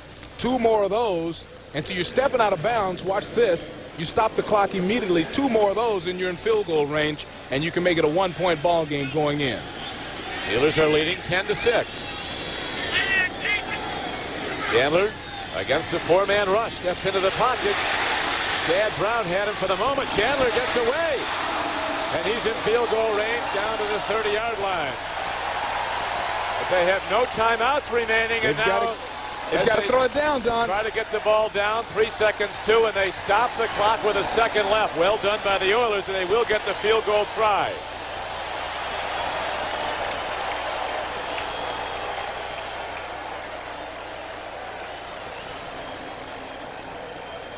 And here comes Al Del Greco. There's also a penalty marker down. So Chandler, a guy with a bad leg who doesn't like to run, has run very well the 2 times he's been called on today. Bill Cowher, rather in repose, very much under control. And to your Chandler point, you know, the call could be done that the lineman, everybody wasn't set in position. You know, with the time running out, they may not have been set. There is no infraction on the play. The formation was illegal. Okay. A good referee working his craft well as Red Cashin checks everything and then makes the call, and the play will go to the 30-yard line, and that will bring Del Greco out. Well, now they're placing it at the 31, so it'll be about a 48-yard attempt, which for him is duck soup as far as distance. This guy could kick it a long way. He's hit 2 today. For the season, he's 16 of 19 kicking field goals. 2 of the misses over 50 yards. He's got plenty of distance. He's right down the pipe. And so on the final play of the half, Jeff Fisher's Oilers hit the long field goal by Al Del Greco. And they inch closer to the Steelers as Pittsburgh goes to the locker room with a 1-point lead. 10-9. I love that technique. See how 4 men push toward the middle of the line, but Del Greco is perfect. The Domino's Pizza halftime report is coming up after this word from the NFL and messages from your local station. As once again, Del Greco puts his foot into the ball and puts 3 more up for the Oilers. I believe education is a... You look at the Coors Light halftime statistics. Not many rushing yards. Well, that's the big one that jumps out at you. There's 2 teams that came into this football game saying we are going to run the ball. We're going to feature the run, and both defenses have been able to stop the run. The turnover count is even, 1 apiece. Well, and when you have a tight ball game like this, it comes down to mistakes and who makes a great play. So you get the turnovers won by each team. Some led to points, and then you get the great dramatic play by C.J. Charles Johnson. And when you have 2 evenly matched teams, that's what it normally comes down to. Well, they talked, Beasley, about Charles Johnson's courage, and it was never more evidence there. I mean, he had 2 guys zeroing in on him just to put knockout hits if they could. I mean, he is absolutely fearless, this kid. And, you know, one note on this famous competition, everybody tuning in and coming to the game here today, and they've got a good number here at the Astrodome, we're probably thinking this would be a bunch of fights and everything, but not so, because it's such a tight game. Nobody's going to make a mistake. Now let's find out about the rest of the NFL on this Sunday action as we go to Greg Gumbel in New York. Those Pizza and Shaheen Arnold and Charles Johnson for the Steelers. Pittsburgh with a 10-9 lead. Here comes the ball to the rookie Shaheen Arnold from the 5. Very fast. He's to the 20. And he's knocked out of bounds at the 22-yard line. And so we're set to go in the second half, and oftentimes big games like this turn on big turnovers. Don Cricky with Beasley Reese in the first half. Those big gun runners we were looking for to do a lot didn't do much at all. It was the defenses, Beasley, that ate them up. Well, it's a big surprise because both of these coaches told us they were coming in here dedicated to running the football. They tried to do it, but the defenses were just too strong. Take a look at the numbers, Don. Bettis with only 21 yards, Eddie George with 12. I mean, you have to credit the defensive line because they have been right there at the point of attack all day. There's been 1 turnover each way in the game. There'll be more, I would think, the way they're hitting. Look at Jerome Bettis. Right through. On a 1st and 10 carry, he is out to the 33-yard line. A gain of 12 yards and a first down for Pittsburgh. See, that's the animation that I was talking about when this guy is rumbling. Now take a look at this. We'll see a good block at the point of attack. He finds a seam. See, all of those running backs, Don, they all look alike when there's not a hole. Now, there was a hole that time, so this looks like a super running back, a guy who's on the pace to gain 1,500 yards this year. Without a hole, they all look alike. And right now, it looks like Jerome Bettis on the same play. He is a player out to the 46-yard line. At Notre Dame, he averaged almost 6 yards throughout his career. Football's his business, Beasley, but his favorite sport is bowling, believe it or not. Well, he had a 300-yard game bowling one time, but look at this. He's knocking over pins here. And Don, there was a hole there. Yes, the way he makes them. He runs his own interference. Watch this. Watch this, Don. See, there's a hole there. With that, that's why I always celebrate the offensive linemen. Without the offensive linemen, they all look alike. John Jackson and Will Wolford over on the left side. Dramati Dawson at center. Back to Jerome Bettis. And I'll tell you, they had a conversation in the Steelers locker room at halftime and said, hey, we've got a guy that might be the best back in the NFL this year. We've got to spring him loose, and those linemen are coming off the ball. Also, there's historical significance to this football game. Look at the last 5 games, over 100 yards. if he does it one more time, and that's what I'm talking about with the historical significance of this ball game for Jerome Bettis, he ties the great Franco Harris for most number of consecutive games over 100 yards. Out of Mackenzie High School in Detroit and Notre Dame, Jerome Bettis. Talk about his bowling. He's got a career average of over 200 a game. Here's a pitch in the flat. And Charles Johnson takes the ball and gets down to the 41-yard line, where Darrell Lewis brings him down. But the Steelers offense much more in sync opening this drive here in the third quarter.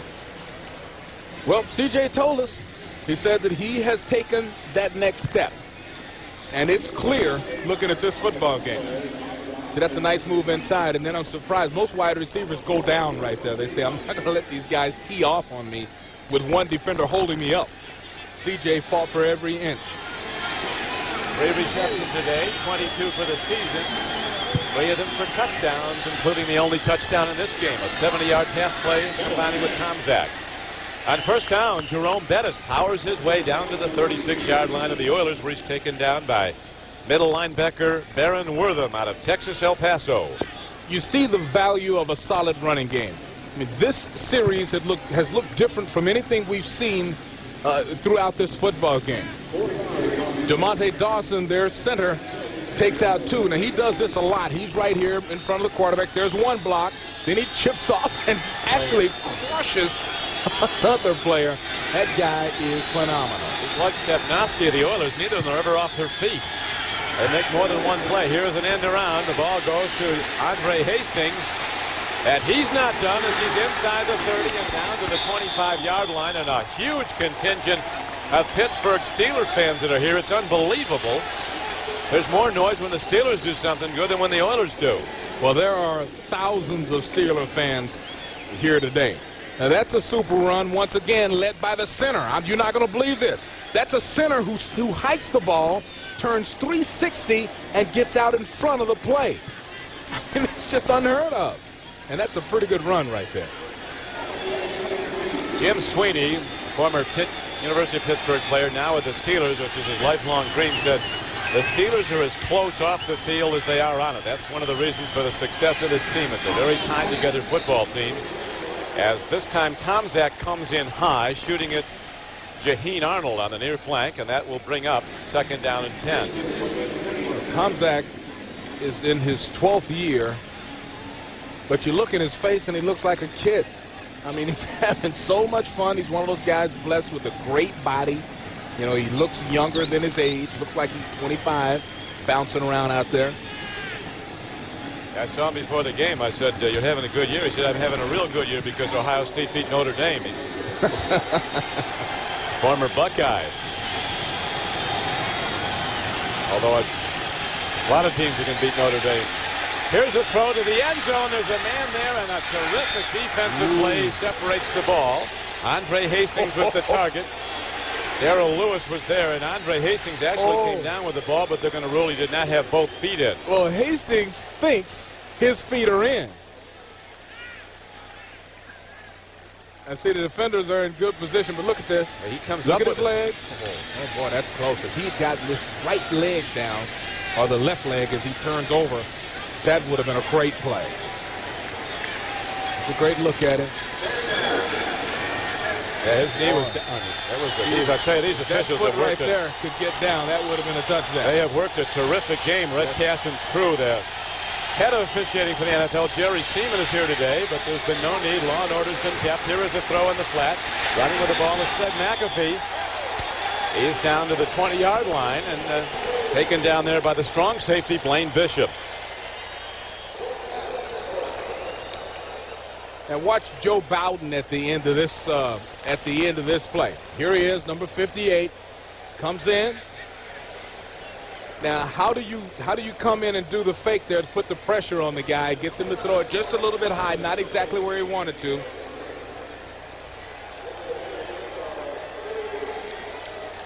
Now Norm Johnson on the field to try what will be a 38-yarder. Norm this year is 14 of 17 for the Steelers. Plenty of power, but he's wide right. Would have been a big hit for the Steelers. It would have given them a 4-point lead.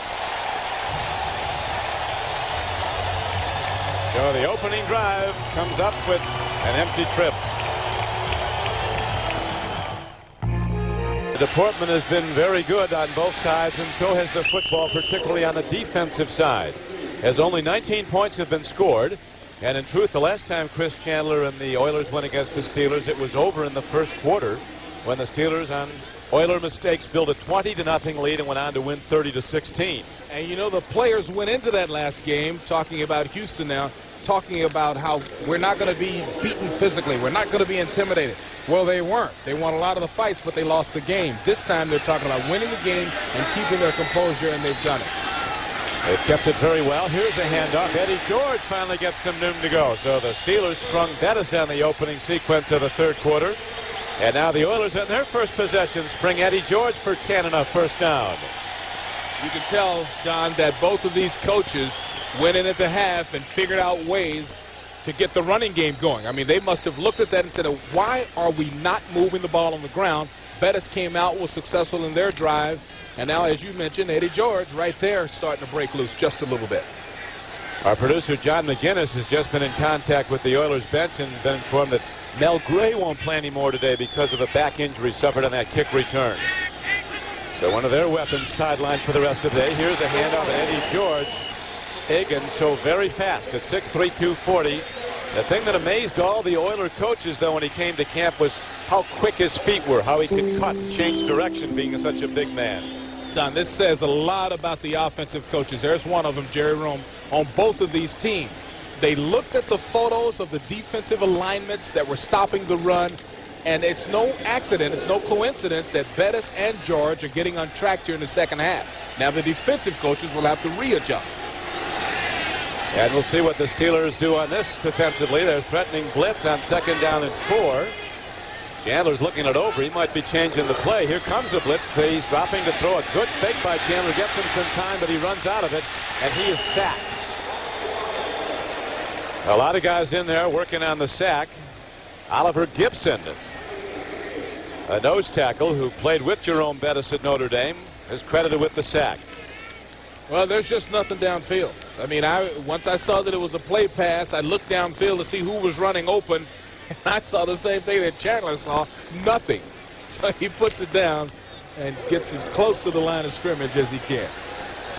Gibson, as a high school player in Illinois, was voted the USA Today Defensive Player of the Year. And Andre Hastings, the Steeler receiver out of Georgia, was the #1 high school player his senior year in high school in the country. Here's a throw in the flat. Threaded in somehow. Almost a pick, but it's a catch by Chris Sanders, who started to come alive. See, Willie Williams is in great position once again. He almost gets his hand on his ball. Well, this is a great look at the route for those young receivers at home. And also defensively, look at the angle. The way Willie Williams entered the play was perfect. He almost got his hand there. Sometimes as a DB, you line up and you say, hey, they made a great throw and a great catch. That was a super route and a good throw. The Oilers, with a field goal, would take the lead. Norm Johnson missing the 38-yarder on the Steelers' opening drive of the second half. Chandler to Eddie George, and he gets some room, and then is taken down. A well-done open field tackle by the nose tackle, Joel Steed. Take a look at the running game here in the National Football League. That's one of the reasons why Denver is doing so good. They're also tops defensively, so it's a change for Broncos. But you see, the two teams in this game, Pittsburgh and Houston, right up at the top when it comes to average per game. Eddie George now up to 32 yards rushing for the game on 14 carries. 2nd down and 7. 10-9. Steelers lead in the third quarter. 6:10 to play in it. Sanders can fly, and he's inside the 30 down to the 29-yard line. And already they're in El Del Greco field goal range. 15-yard gain, Beasley. And Sanders was taken out of the game earlier in the first half for not picking up a blitz. This time he picks up the zone blitz, and the difference is he sees it, he runs the route adjustment, and he makes a nice gain. So believe me, there are lessons in being taken out of the game for a couple of plays. That time he picked it up. Both teams making some nice offensive adjustments at halftime as they're both moving the ball here in the third quarter. Chandler going with long counts. Lone setback, that's Eddie George. He gets the ball, and Eddie takes it down to the 27-yard line on a first down carry. Got about 3. Jerry Olszewski, inside linebacker, makes the stop for Pittsburgh. Now, this is the type of offensive series that Jerry Rome would envision. You know, a nice mix of running, control passing, recognizing the blitz, making the completion. So far, this has been virtually a perfect series. Even the one play where Chandler had to eat the sack, you know, that happens in football. This is a very nice series for Houston. A very nice series, and it continues with 2nd down and 7 coming up. Chandler stands in, fires to the end zone, and it's incomplete. Good coverage as Levon Kirkland was coming hard. The intended target was Derek Russell, number 85, in the end zone. And Chandler, the veteran, rather than rolling out against all that pressure, let it go by and stepped up. That was a remarkable position by Levon Kirkland. I mean, for a linebacker that big to be in that position underneath the receiver and forcing Chandler to throw it away is incredible. As you mentioned, Don, the guy is 265.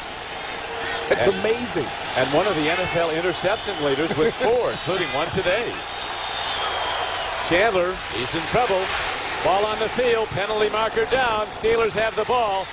It is a live ball, and now they lose it, and another Steeler falls down at the 48-yard line. But there's also a penalty marker down at a might go against the Oilers for holding on the play, on the pass play. Jeff Fisher sure like to know if it is holding against the Oilers. The play goes. Roddy Harmon tackled somebody. It is Harmon. We think he said 33. Red having some problems with his mic today. Well, let's see if we can find number 33. Red certainly, there he is right there with a full body takedown. It was an all-out blitz, and everybody got to the ball. So there's a break in the action with 4:31 to play in the 3rd quarter. Pittsburgh is famous for blitzes like this. Now, Lake is going to blitz. Chad Brown is lined up like he's going to blitz, but he does not. He comes back out in coverage. It confuses you. You don't know who to block. And as a result, Ronnie Harmon is surprised by Carnell Lake. Full body takedown and a penalty, and Pittsburgh comes up with the football. Pittsburgh obviously takes the play. Big Brenston Buckner scooping the ball up. As you see the Steelers with the takeaways. Green Bay, success certainly goes with the takeaway factor. And here is a handout. Bettis, but Jerome Bettis takes a couple of full shots. Baron Wortham got a pop on him, and Michael Barrow gets him. And also on the stop, some of the defensive linemen even got a piece of him. So you watch Henry Ford, number 92, come in here. See, there's a miss, and Henry Ford right there was a full body shot in the mouth. That's why he's celebrating. Wonder what kind of a car he drives. 2nd down and 10. Tomzak, brief drop, lets her go long. It's going to be overshot. Hastings fell down at the 25-yard line. No penalty. Tomzak took a shot as he released the ball. 3:49 to play in the 3rd quarter. It's a 10-9 game. That's how it was at the half. Pittsburgh leads. Now, Anthony Cook is going to level Tomzak, but I want you to watch Tomzak. The pump right there is designed to make the DBs react to the short fake on the route, with the offense designed to get the second part of that fake, say out and go, curl and go, open. That time they couldn't get it done. Oiler defense has been tough on 3rd downs. The Steelers have converted only 1 of 7 previous 3rd downs. This is 3rd and 10. Here comes the blitz. Tomzak stands in, fires, overshoots, incomplete, and Pittsburgh has to punt the ball.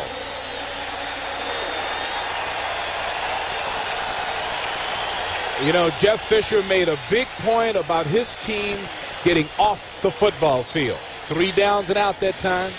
Look at him still coaching. He's liable to get out there and tackle somebody.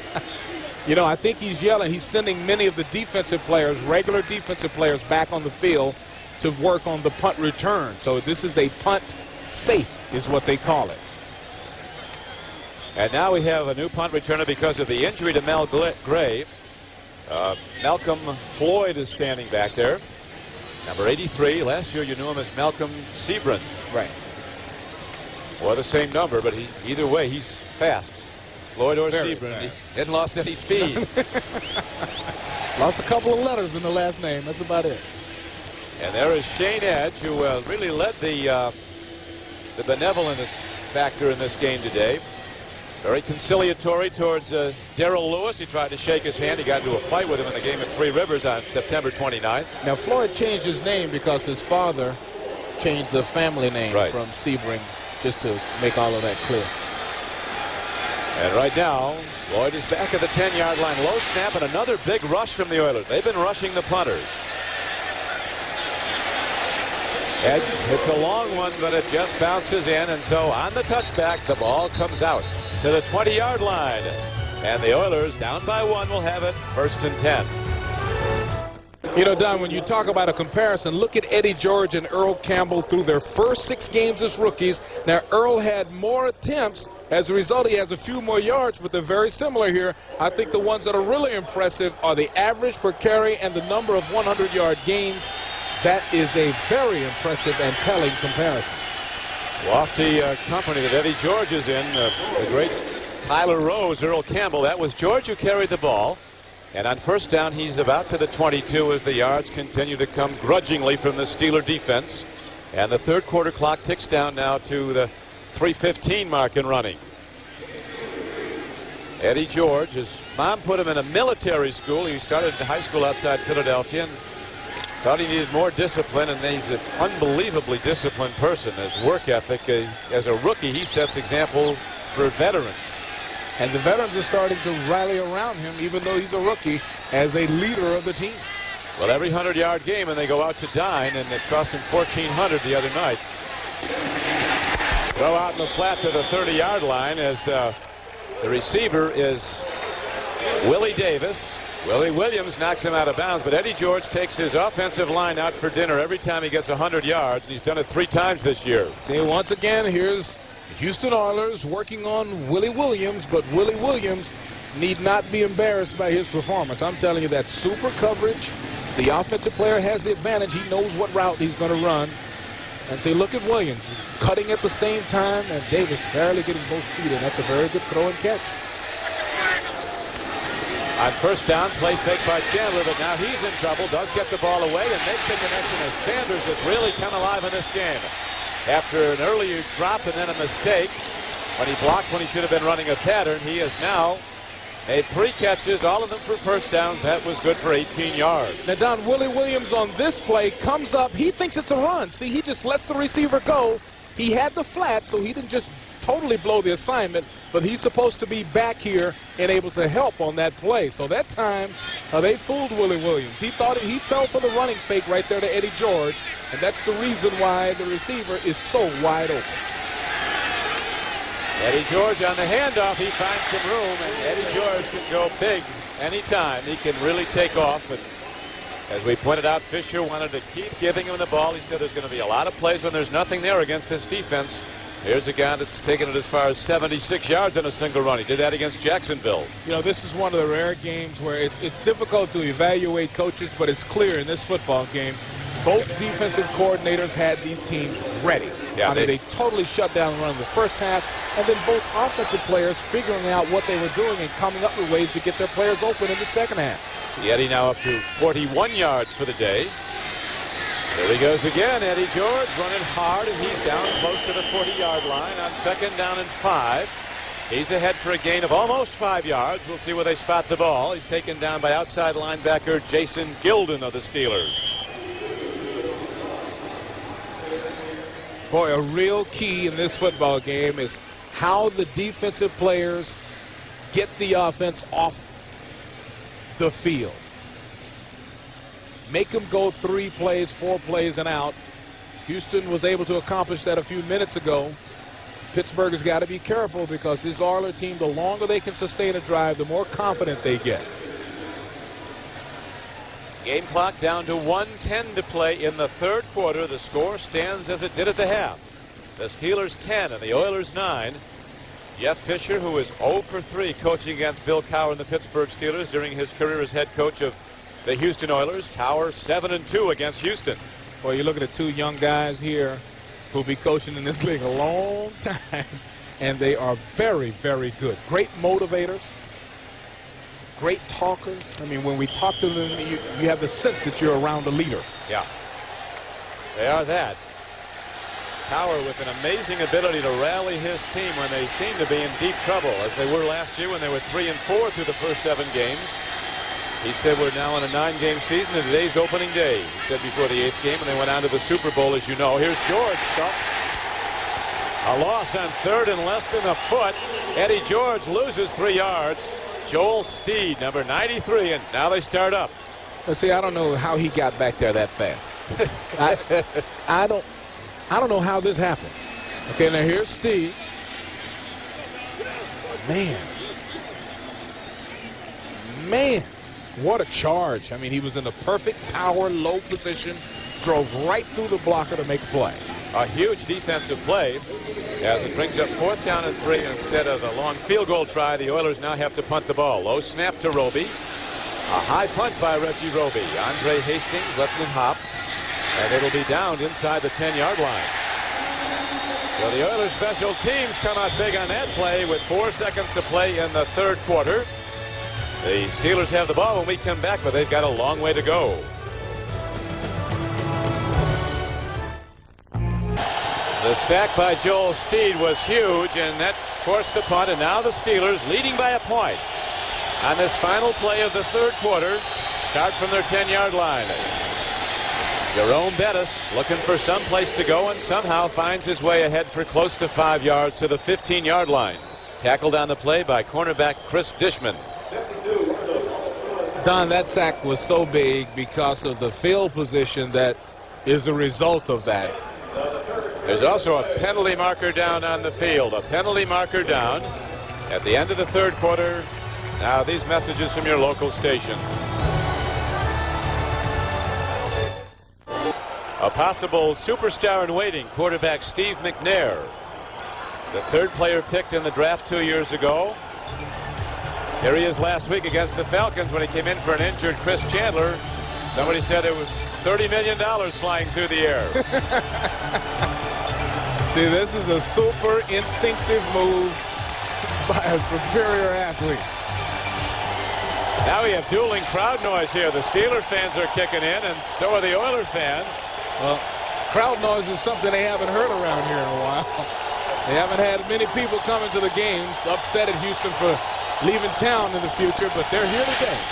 There's never been this many terrible fouls in the Astrodome. Ball on the field. Did Tomczak get it back? He did. Mike Tomczak, a bobbled snap from center. That could have been the game right there, the way this is going, a 1-point Pittsburgh lead. Well, see, the Houston defense has got to smell blood here. If they can hold Pittsburgh in this position, force them to punt, they get the ball around midfield and they have cut the football field in half for their offense if they can come up big right now.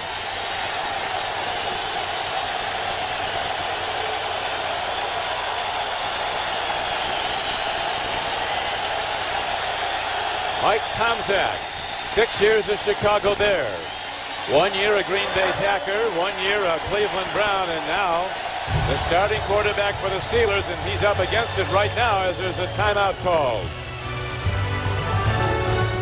They're rocking and rolling in the Astrodome. Don Criqui with Beasley Reese. Early 4th quarter, 14:31 to play in the game. The Oilers down by 1. With the Steelers backed up to their 5-yard line, and 2nd down and 15 coming up. Well, this is the most people that the Oilers have seen in the Astrodome since the last tractor pull. That's right. I'm sure that they are enjoying it as players. And we've got a critical moment here. You know, what do you do if you're Pittsburgh? It's 3rd and about 5. You can run it twice if you've got the nerve, or you can line up and make it look like you're going to pass and run it. Tough to call signals for Tomczak. Here's a blitz. Tomczak from his end zone gets some time. Looks. Lets it go long. Charles Johnson is open. What a play. Johnson on the run. Inside the 40. And knocked out of bounds at the 32-yard line. An extraordinary play.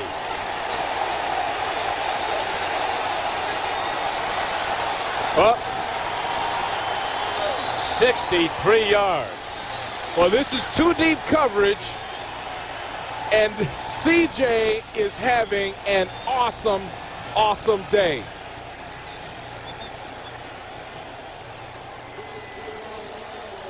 Earlier he had the 70-yard touchdown pass hookup with Tomczak. Now this, what a nicely thrown ball from his end zone. Well, 4 catches Beasley for 150 yards for Charles Johnson. Amazing, an amazing day. Talk about a big moment and a field position swing. This game was designed as a war game hundreds of years ago. It's about controlling position, field position, like taking a hill when you're playing a war game. The art of war. It truly is. 5,000 years ago in China they designed this game, right? That's right. And to have that dramatic of a field position swing is phenomenal. Now the Steelers will look to take time off. They'll go to the power run here with Jerome Bettis. No, they're going to swing pass again. Here's an end zone throw, and it's too much on it. Way too much. They wanted to get it all. A field goal would be huge for the Steelers. It would give them a 4-point lead. Here is the safety right here that thinks it's a run, and he sneaks up. He's supposed to have half. This guy is supposed to have half, Marcus Robertson. So when they start to play, see, he settles just enough to think it's a run and never gets back deep enough to help out on the other side. And we harken back to what Michael Barrows of the Oilers said. The Steelers are the most unpredictable offense in the league. You can't go on any tendencies they don't have, and you don't know what they're going to do on playing. Here is a throw over the middle, Jaheen Arnold. The rookie makes a slant catch and holds on despite 2 big hits put on him, one by Marcus Robertson, the first tackler.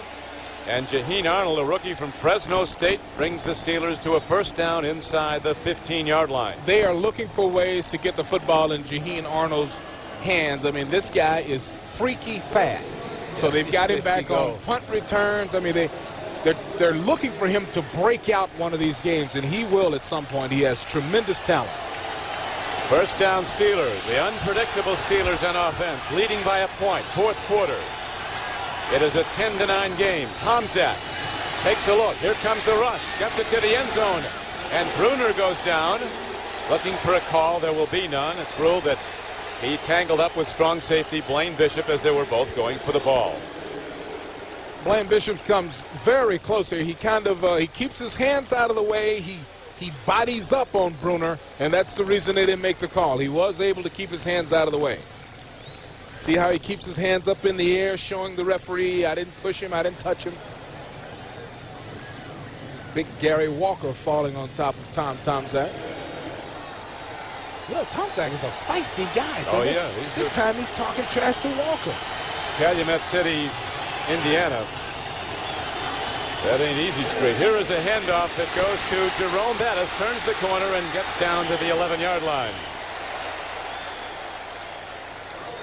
The Ravens and the Broncos doing battle. Let's get more on that as we go back to Greg in New York. All right, down at Mile High Stadium, Baltimore's Vinny Testaverde has thrown his 4th touchdown pass of the day, his 2nd to Michael Jackson, that 9-yarder. Vinny then ran in the 2-point conversion, and the Ravens now lead Denver 34-31. They're close to going to the 4th, Don. Hey, Don, I've got both of those guys on my fantasy football league. Very good. Testaverde and Jackson. I'm rolling, baby. They had a couple of off weeks, but you're back on track. I'm back. 3rd down for the Steelers at the Oilers' 11. They need 5. Lob pass is too much on it, and that will send out Norm Johnson in the Steelers' field goal unit, looking to extend to a 4-point lead, which would mean the Oilers would need a touchdown to come from behind. Will Wolford took a shot on that play. Well, I don't know if we have it on replay, but we have 11:42. 11:42 left to go in the game. 10-9 Pittsburgh, and Norm Johnson's on the field ready to try a field goal from the 29 yards out. The hold at the 19-yard line.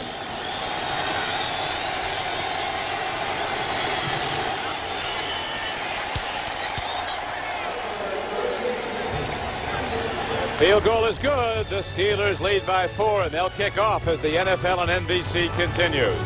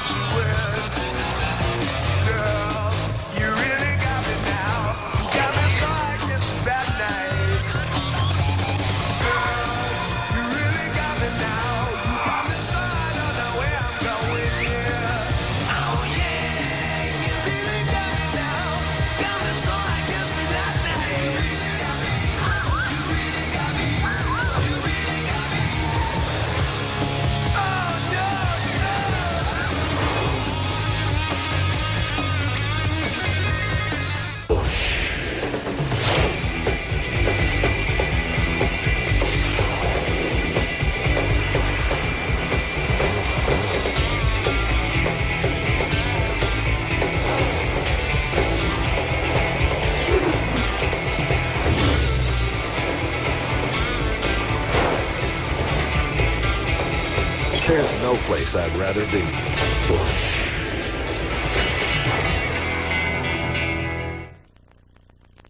The NFL on NBC is brought to you by Nissan, who reminds you that life is a journey. Enjoy the ride. By FedEx, just what you want, just when you want it. With FedEx, it's the way the world works. By Sprint, the official telecommunications provider to the NFL. And by Visa, the preferred card of the NFL. It's everywhere you want to be. Back to the Lone Star State. A lot of Steelers fans on hand here at the Astrodome as Pittsburgh has gone to a 4-point lead, 13-9. And the Oilers about to get it back as Norm Johnson, who just hit the field goal, his second of the day, now ready to kick off to either Ronnie Harmon, who's back deep, or Rodney Thomas. Deep kick to the goal line. Here comes veteran Ronnie Harmon. Over the top. Full gainer to the 20-yard line. Oh, boy. Corey Holiday got him, and Corey's down. Well, I try to help the young kids when I'm doing these games. And here's a tip from me to take this from Beasley, you young football players out there. Stay on the ground. You returned Don't a do lot that. of kicks. Oh, man. Nothing good comes from being Nope. there. Well, when you go up, you have to come down.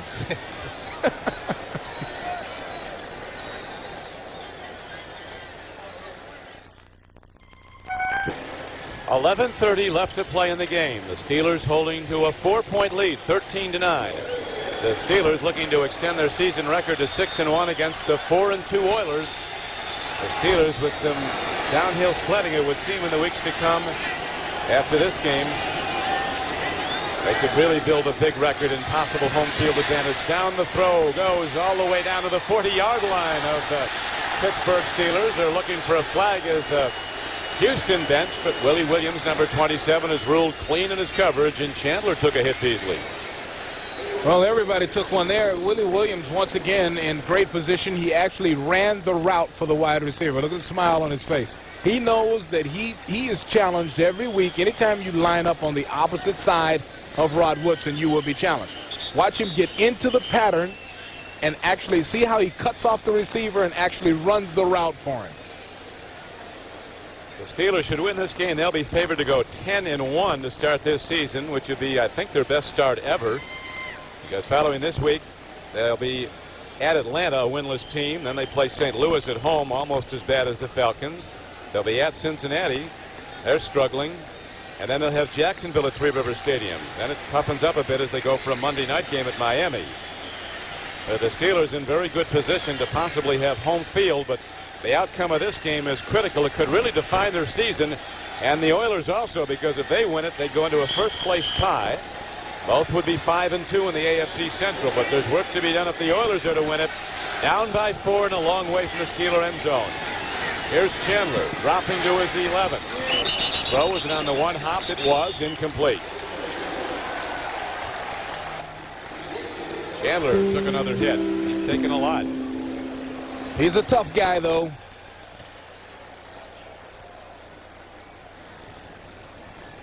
Number 51, Carlos Emmons. And 94, Chad Brown. And that brings up coming. 3rd down and 10, coming hard all game long, and they'll keep coming. And the other side, when the Oilers are out there, they've been coming at Tom Zach. It has been a fierce defensive game. Here's a blitz, picked up nicely by the Oilers. Chandler gets time. Throws, was that a hit too early? Fisher wants a call. None forthcoming as the Willie Williams. Boy, I'll tell you one thing. Don Coryell in his great days at San Diego had a rule of offensive football. Find a weak guy and beat on all day. Well, guess what? The weak guy is putting on a show. Oh, he's doing a job, but they've gone after him 20 times today. But this guy is doing a heck of a job. Now, he's there just, you can't tell because the ball is out of the picture whether or not he's there early or not. But he has responded to the challenge. I'm telling you, he's one of my heroes because, like you say, heroes of this game. Like you say, they designated him as the guy they were going to go at, and he's responded. But the Oilers stall. They have to punt it. Here's Andre Hastings running back to punt, and he gets it to the 36-yard line. With 11:04 to play and a 4-point lead, the Steelers end out their offense. Back to the Astrodome as the NFL on NBC continues. Announced to move to Nashville in a couple of years. They can't keep him out of the Astrodome today for their arch rivals. The Steelers are in town. 50,000 plus are here. Tomczak and the Steelers holding to a 4-point lead with first down. They go to Jerome Bettis. And he goes boom again out to the 40-yard line, taken down by outside linebacker Michael Barrow. Well, the city of Pittsburgh can be proud because they've got about 10,000 here. Yeah, an ironic story. Two good teams in Houston, far too many seats. They've only been getting 20 or 30 a game. Yeah. In Pittsburgh, about half as many seats as they need. There's the owner of the Houston Oilers, Bud Adams, original American Football League owner back in 1960. What do they call that group back then? The Foolish Club. The Foolish Club. Yep, the guys that started Lamar Hunt and Ralph Wilson. Jerome Bettis doing good work for the Steelers on a 2nd down and 6 play. He runs, stays in bounds as the Steelers looking to run the clock. Well, you didn't see 240 pounds stop on a dime and then cut inside, did you? I thought I did. Here's a guy who loves to play football. He has been to the Pro Bowl in 2 of his previous 3 seasons. The Rams, what unbelievable personnel mistakes they've made. Letting this guy get away. Then passing on Eddie George in the last draft and taking Lawrence Phillips, who's been a disappointment on the field and off. 3rd down and 3. Long 3. Cordell Stewart at QB, hands off to Hastings, and the Oilers defend it. And Pittsburgh has to punt the ball. Coming up to make the play was Henry Ford. Don, I believe that half the time they don't even expect some of these extreme plays, I call them, to work. But what they do is they force the opposition to practice stuff like this and worry about stuff like this all week long before a Pittsburgh game. So when it works, it actually helps. And when it doesn't work, it helps to ruin the preparation of your next opponent. Snap. Drilled hard back, and Malcolm Floyd is back. He takes the ball in the face of an all-out coverage unit and gets the ball to the 20-yard line. And with 8:59 to play, the Oilers down by 4 take over the ball, 1st down and 10. NBC tonight starts with Dateline at 7, 6 Central Time, followed by the must-see comedy of Third Rock from the Sun and Boston Common, plus the world premiere all-star movie event, The Ring. It's all coming your way tonight on NBC. Well, this afternoon on NBC, we've got a good one as expected. The Oilers and the Steelers with rock rib defense. Point totals for the game, 13-9 Steelers. Now will Chandler have to start putting up more and going less to Eddie George. He goes back to George. Not a whole lot happening in the middle of that Steeler defense as that huge, quick defensive front. Brenston Buckner, Joel Steed, making knockdowns. They've been alternating people. Bill Johnson was in there as a starter. Oliver Gibson's made a lot of stops, and LaVon Kirkland was also on the play. Oh, this is a fine defense. It's one of the best in the National Football League across the board. They lost some inside guys. They find guys. They lose Greg Lloyd for the year. Still works. They lose Kevin Green for free agency. Still works. It's the scheme and Dick LeBeau. It's a great defense. In the flat, Willie Davis comes down with the ball, and he's out of bounds at the 33-yard line. It's ruled a catch, and it's good for 8 yards and a 1st down.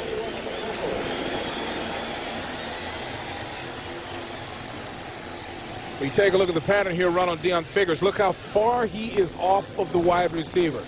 I believe that they are taught there's a technique called cluing, where you line up deep enough so you can read the drop of the quarterback. If the quarterback takes a 3-step drop, you know it's a short pattern, quick in, quick out. 5-step drop, it's a 14 to 17-yard route. 17 to 9 drop, it's a bomb. So that helps them. They stay off, they're not under pressure, they read the quarterback and then react to the actual pattern. Chandler going long, and the coverage is there, and Deion Figures making a diving play at the ball. He almost had a spectacular interception. As it was incomplete, and it brings up 2nd down and 10. Well, the beauty of at the end of this, any ball thrown this high and at around the numbers, you know, your better free safeties get under this and catch the ball. Now the free safety this time is number 40, Myron Bell. See, just outside the numbers, you got the great free safeties get over there and they make a play on that ball.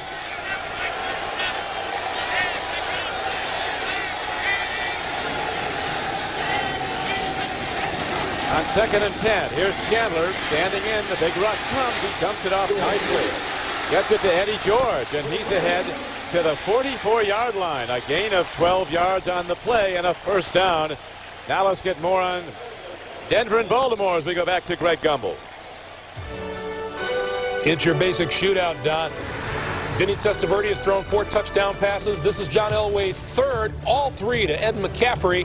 It was 34-31. Denver has now regained the lead, 38-34. Still plenty of time left in the fourth. Getting their money's worth at Mile High today. Oh, boy, talk about some highlights. And they are here at the Astrodome, a different kind of a game, much lower scoring. Eddie George breaks one on a first down carry. Swift cutting moves as he's across midfield and ahead for a gain of 7 yards down to the 49-yard line of Pittsburgh. Eddie George has got all the stuff. All Bruce the stuff. Matthews with a beautiful double block. That was just amazing. Good hard running, but once again, see, people who play a lot of football know who makes the plays, and Bruce Matthews made that play. Beautiful blocking. And that brings up 2nd down and a long 3 for the Oilers. They're down by 4 in the fourth quarter. 6:20 to play in the game. Eddie George protecting the ball, both hands on it. He needed 3, he got 4. First down, Houston. They drive on, and the clock continues to tick down. LaVon Kirkland was on the stop. What a game. Oh, this is a beauty. Eddie George now up to 60 yards rushing on 22 carries. Couple of good-sized runs, and those linemen go out to dinner with him again. $1,400 it cost him in an Italian restaurant for the last meal. I said to him, that's a lot of pasta. He said, hey, that was a lot of everything. Yeah, he needs to learn about McDonald's. Burger King. They want to go expensive. Yeah, I know they do. I'd pull him up to Taco Bell. Timeout, number 1 for Pittsburgh. The Steelers call a timeout with 5:40 to play. Bill Cowher wants to adjust his defense as the Steelers lead by 4. Listen, calls a timeout. Now you say Emmett's coming off and Bill Johnson up in there running off, and then they say, no, you get back on. So Pittsburgh a little confused in their lineup, and that's the reason they call that timeout. 1st and 10, quick drop, beautiful throw, and a touchdown saving tackle by Myron Bell on Chris Sanders. Might have been a knockout tackle, and he held on. What is going on here? He really took a hard shot, and he would have been gone if Bell didn't get him. Sanders has made some tremendous plays for the Oilers in the second half. He just gets leveled. Oh, that's head-to-head. Oh, my goodness. That was helmet to helmet from Bell and Chris. Just right at impact, you see there, they both collide helmets. We'll see how that sounded from ground level.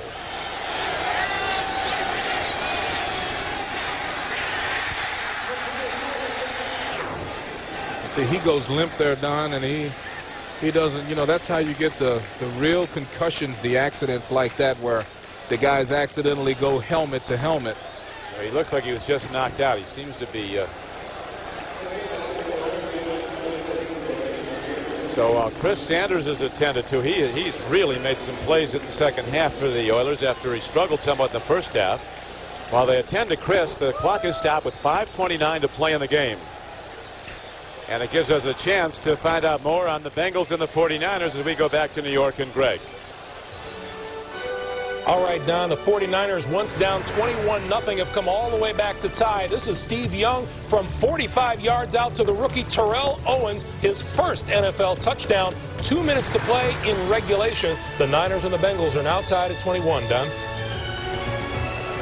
Thank you, Greg. Here at the Astrodome, receiver Chris Sanders of the Oilers still down, struck hard making a tremendous play. He held onto the ball, and it was a first down for Houston as they trail by 4 late in the game. Well, here's the play. It's a quick slant. Ball is perfectly thrown. Chris makes a courageous catch, knowing that you're going to get hit. And you see that 40 Bell, Myron Bell, and Chris Sanders go helmet to helmet. And believe me, accidentally, because even as a defensive guy, you don't ever want to use your helmet because you can hurt yourself. You want to tackle with your shoulder pads and move your head out of the way at the last second. There's not a player in the There's NFL. good news. Chris Sanders is up and walking off under his own power. Myron Bell, I mean, he's fine. lucky. He's lucky. Yes, he is.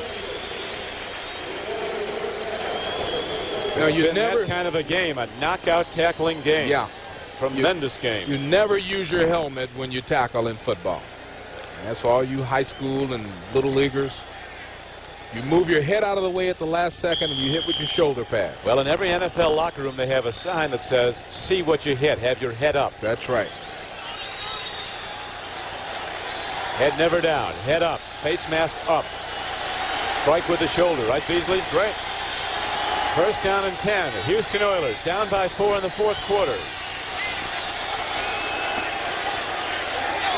Chandler open is Willie Davis, and the Oilers take the lead. Touchdown, Houston. 5:01 to play. We're a long way from over.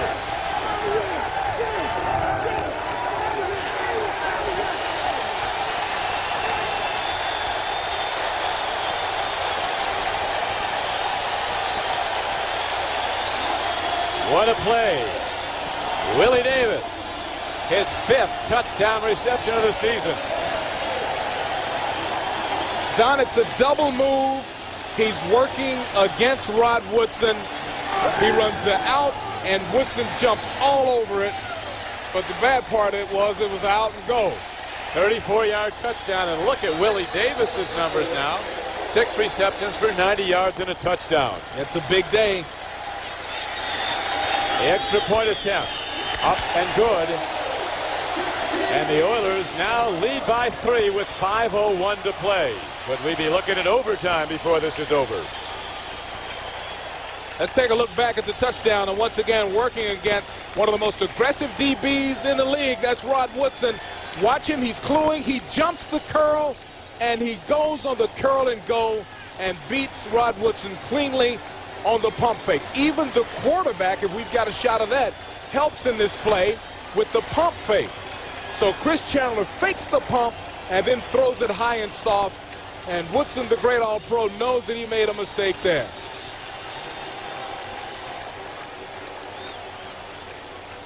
Now take a look at the quarterback here. And see, Woodson is looking at the quarterback. He sees the pump. He steps up on that little, whatever you want to call it, out and go, twirl and go. And Chandler knows that it's wide open. Look how calmly he delivers the football and celebrates the result. His 11th touchdown throw of the season. He's thrown only 4 interceptions with a quarterback rating of 90 coming into the game. And the Oilers battle back and take the lead. And now it'll be the Steelers' turn with Tomczak at quarterback. Don, the great players make that gamble. The Rod Woodsons of the world, they intercept passes for touchdowns. They make dramatic plays, and every now and then they gamble wrong. But the gamblers are the great players. Here's the kickoff. Hit downfield. Bobbled by Jaheen Arnold. He picks it up. Somehow finds a gap and does get to the 17-yard line. And there they go on offense to the Steelers. First down and 10 with 4:52 left to play in the game. And the veteran Mike Tomczak in his 12th year. A guy who said negatives happen in every game. You have to be ready for that. Then you have to respond. He fumbled earlier in this game. And next time they got the ball on his first play, he threw a 70-yard touchdown pass to give the Steelers the lead. I knew this was the game of the week. This is the game of the week. I knew on Monday that this was the game of the week. What a game. Crowd noise. Another factor that Tomczak has to contend with. In addition to this Oiler defense, it's coming hard. Ball on the field. Steelers might have, let's see. You never know what happens under that open. pile. Look at it, still there. Finally taken at the 5-yard line. It's the Oilers' ball at the Pittsburgh 5. Darren Wortham finally came up with it.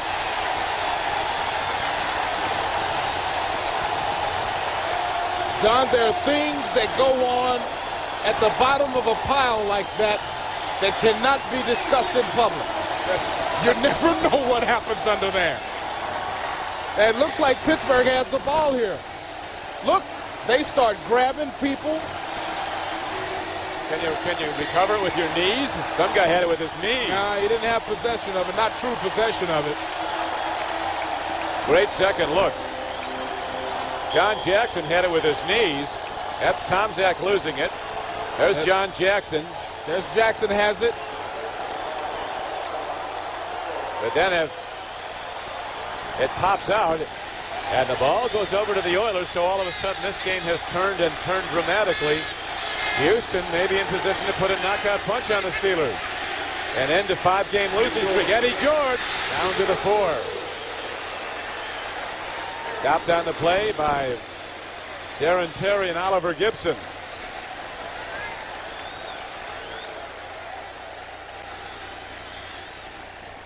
Oilers looking to run some clock here now as the game clock running down to 4:15 to play. They lead by 3 after trailing most of the game. Well, it's gut check time for the Houston defense. They have got to clamp them right now. I said Eddie George is the I-back. He could be the guy on second down. Eddie George. Down close. Up at the 2-yard line. Olszewski got him and threw him back. And that brings up 3rd down and goal from the Steeler 2-yard line. Don, success here is forcing that team to kick a field goal. Oh, and how? That is success.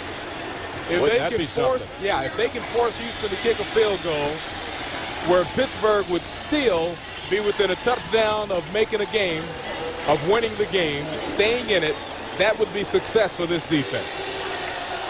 And the goal line defense is now in place for the Pittsburgh Steelers as 3rd down comes up for the Houston Oilers in this critical AFC Central game. 3rd and goal from just outside the 2. Eddie George again, and he's going in.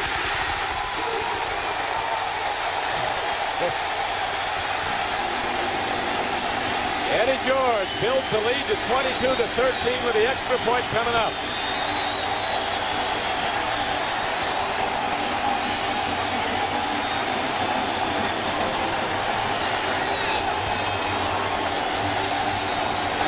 Boy, this one turned on a heartbeat.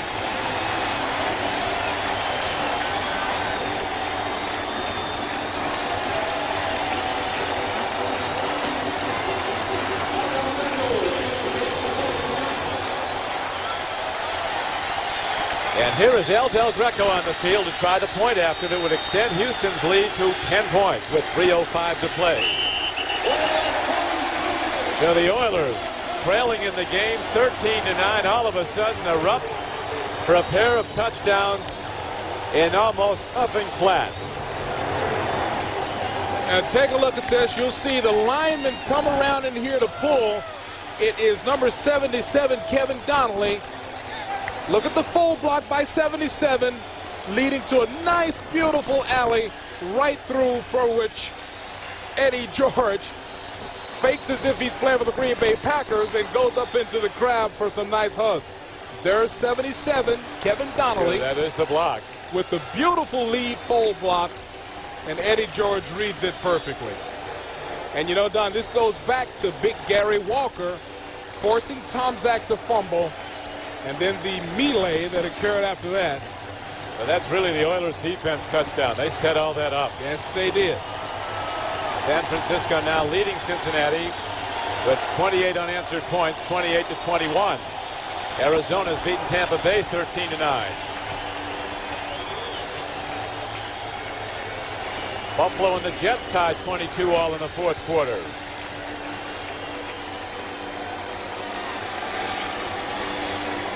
Oh boy. But if Houston can hold on, this makes this division scintillating. It'll be a 5-2 tie at the top. Each owning a victory over the other in their season series. Downfield comes the kick. Shaheen Arnold tucks it up. And he is out to the 27-yard line. And there, Tomczak and the Oilers have to go to an all-out passing attack. Down by 10 with 2:55 to play. Down to make the tackle on special teams was Baron Wortham. And here's a reminder that following the game on most of these NBC stations, it's Dateline Sunday. Then it's 2 all-new must-see comedies. Third Rock from the Sun, followed by Boston Common. Plus the world premiere all-star movie event, The Ring. Viewers on the West Coast will see these shows at their regularly scheduled times. Beasley, what do we look for here?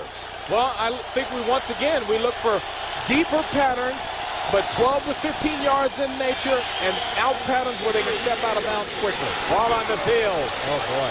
It's recovered by the Steelers. Charles Johnson had it, but these Oilers are coming with knockout hits. 3 in the ball again, and the clock is running down to 2:39 to play. Steelers with only 1 timeout remaining, compounding their dilemma. Oh, Johnson has got to put that away. When you catch a ball in that type of traffic, you got to cover with both hands. Go in the flat. Looks like a good catch. Let's see what they rule. They rule his both feet were not in. Steelers furious. Cordell Stewart was the receiver. Oh, that was sure close if he didn't have them both in. Well, that was close, and sometimes the official will look at this and wonder whether or not Houston pushed the player out of bounds. I don't know that happened.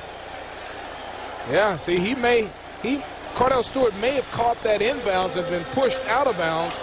And in a play like that, the play is supposed to go to the offense. Yeah, he's pushed. 3-man rush. They're not showing blitz. They're just rushing 3 as Tomczak has 5 receivers running patterns. Now he's on the run. Tomczak lobs it downfield to Cordell Stewart. A penalty marker's down against the Oilers. He caught the ball. Whether or not both feet were inbounds that time remains to be seen, but there will be penalty yardage if he wasn't inbounds. He was pushed. Well, you got Dishman in there arguing. And whenever Dish is in there. There's breaking news, right? There's the story. Dishing it out. Yeah, Dish should consider a legal profession, an attorney or something like that, or a debate coach.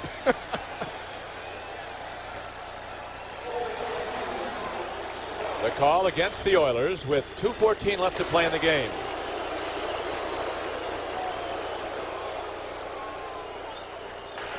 Holding.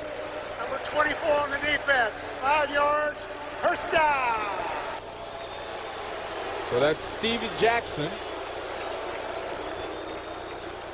His 6th year out of Purdue.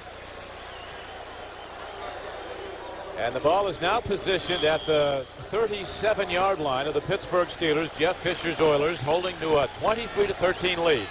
Don Criqui with Beasley Reese. 2:14 to play in the game. The Steelers seemingly in command, and then all of a sudden the Oilers erupted with these 2 fourth-quarter touchdowns. Tomczak dumps it off before he swept under. Barrows was coming on a blitz. Also coming hard for Houston was Josh Evans. Josh Evans is one of those guys that they are rotating in with the defensive linemen to keep them fresh. So you got fresh guys coming off the bench, knowing that Tomczak is in a position where he has to take deep drops and throw the ball, and they are teeing off. There is the guy they rave about here in Houston, undersized defensive lineman Josh Evans. Evans is a pass rushing specialist. So the timeout count, the Steelers have mentioned with just 1. Here is the swing pass. McAfee has the ball. Little used back. He gets down to the 37-yard line, and very little done on that except they run the clock down to 2 minutes. So the Oilers get a standing ovation as they take the lead by 10. Going anywhere for a while? Grab a Snickers. To the Batcave. Bill Cowher has seen this game turn dramatically. A 34-yard touchdown pass from Chris Chandler to Willie Davis with 5:01 left in the fourth quarter. Brought the Oilers from behind to a 3-point lead. Then after the fumble by Tomczak, Eddie George, and a 2-yard run less than 2 minutes later, now a 10-point lead. Ball on the field again. And picking it up and doing his best with it is Justin Strelzik. I thought Justin was going to roll it down, though. And the clock's running. The Steelers really down one timeout.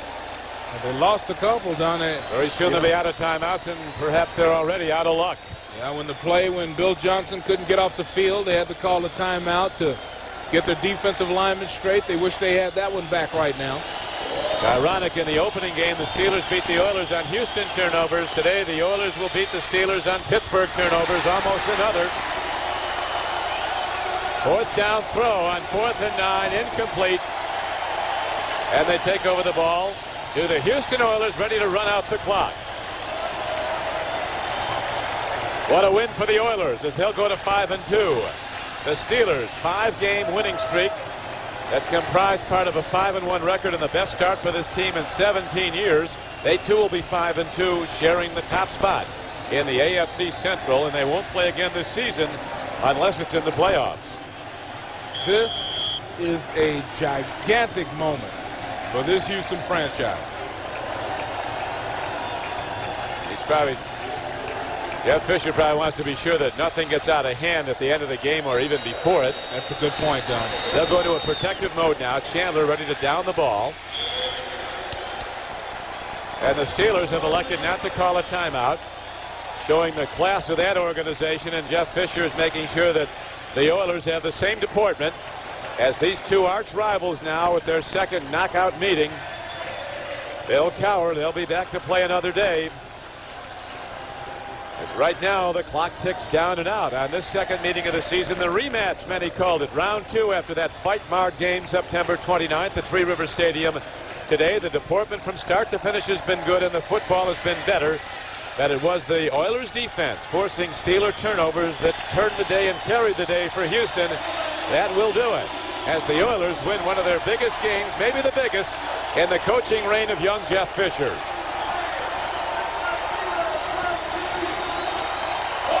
There's more action going on around the NFL, as right now the handshakes are exchanged and good sportsmanship prevails.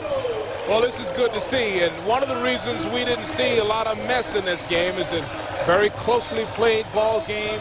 Both coaches did a great job preparing their teams on how to stay out of trouble, no cheap fouls and fights like they had in the last contest. So this was a well-played contest between two super football teams. Doesn't get any easier for Jeff George and his Oilers. Next Sunday, they'll be here at the Astrodome to play the San Francisco 49ers, who have come from behind. Buffalo's just beaten the Jets at the end of regulation 25-22 on a late field goal. But Chris Chandler and the Oilers carried the day. Their defense forcing turnovers. The throw from Chandler to Willie Davis for 34 yards brought them from behind, then the insurance touchdown. Now for Beasley Reese, this is Don Crickey. Glad you could be with us. Now let's go to Denver and join Jim Lampley and Bob Golick. Another Bronco win. Revisited with Noel and Jerry Glanville, and certainly 3 weeks ago when all sorts of money was doled out for 2 fights and fines, a rivalry again reborn, and especially with Pittsburgh 5-1, Houston 4-2, round 2 at the Astrodome. And one thing we got to tell you, 50,000 at the Dome, partly because of this scene with Iron City Light being dumped all over him at Three River Stadium about 3 weeks ago. All sorts of fines, punches, pushes, shoves. Well, today the Oilers, remember, that was Steve Jackson, Steelers' offensive line problems, Tommy. Yeah, Michael Barrow here does a great job of coming around John Jackson, not only getting the sack, but forcing the fumble, and it's recovered by Chris Dishman. So the Oilers kick a field goal, 3-0. Tom Zach, 2nd and 10, goes down the field. Charles Johnson, a great catch, and he's gone. Boy, had a big rookie here, and then quiet for a couple of years. He's back. 70 yards, 7-3. Look at it again, Tom. Yeah, and you watch Marcus Robertson right there come in from the left side of your screen. Should have made a hit. Right, should have made a hit. That was gone. Meanwhile, 7-3. Tom Zach goes deep to Johnson, incomplete, but Red Cashin calls pass interference on Chris Dishman, and even he says, you know what? It's okay. It was a good call. I don't think I've ever seen that. We love Dishhead. 10-6, second quarter. Chris Chandler, 2-minute drill, no timeout, scrambling. Remember, he's playing with a bad groin, and he moves forward for 30 yards. The 30-yard line, they spike the ball. And Al Del Greco, great golfer, good kicker, 49 yards, good. 10-9 Steelers, and they have Jeff Fisher The crowd is fired up. First time the Oilers have had the crowd for a season and a half. But Chandler hit by Myron Bell. Brenson Buckner picks it up. It's a with the Steelers recover it. 7th turnover against the Steelers this year for the Oilers. You can't do that. Eddie George stacked up by Joel Snead. Oilers punt. Steelers pinned down, no, deep in their end. Tomczak. Play action. Looks smooth running this, Tommy. Look at the pass to Charles Johnson. My goodness. 63 yards down to the 35-yard line. Field goal Steelers. 13-9 Pittsburgh. 8 minutes to go. Chandler to Eddie George. Little dump. Little move. Little 12-yard gain. Then Chandler. His young receiver, Chris Sanders. Boom. 15 yards. 1st and 10. Chandler. Pump fake. Willie Davis. Open. Wide open. Touchdown. 16-13 Houston. And if there is one rap on Rod Woodson, as great as he is, he's overly aggressive. He bites on the pump fake. Allows the receiver to get behind him. Under 5 minutes to go. The Steelers with a chance. Tomczak back to pass. Gary Walker hits him. It's a fumble. Scramble. London. Bumden. Who has it? Baron Wortham. Is not only Baron, he's an oil baron. He's king for the day. The crowd goes nuts. Another touchdown. Jeff Fisher and the Oilers have tied the Steelers atop the AFC Central. They're each 5-2. The Oilers win it 23-13, 50,122. That's more than the two crowds combined for the earlier home games for the Oilers this year. Chandler, 258 yards throwing. George, 65 yards rushing. Jerome Bettis, only 65 yards. His 100-yard game streak snapped at 5.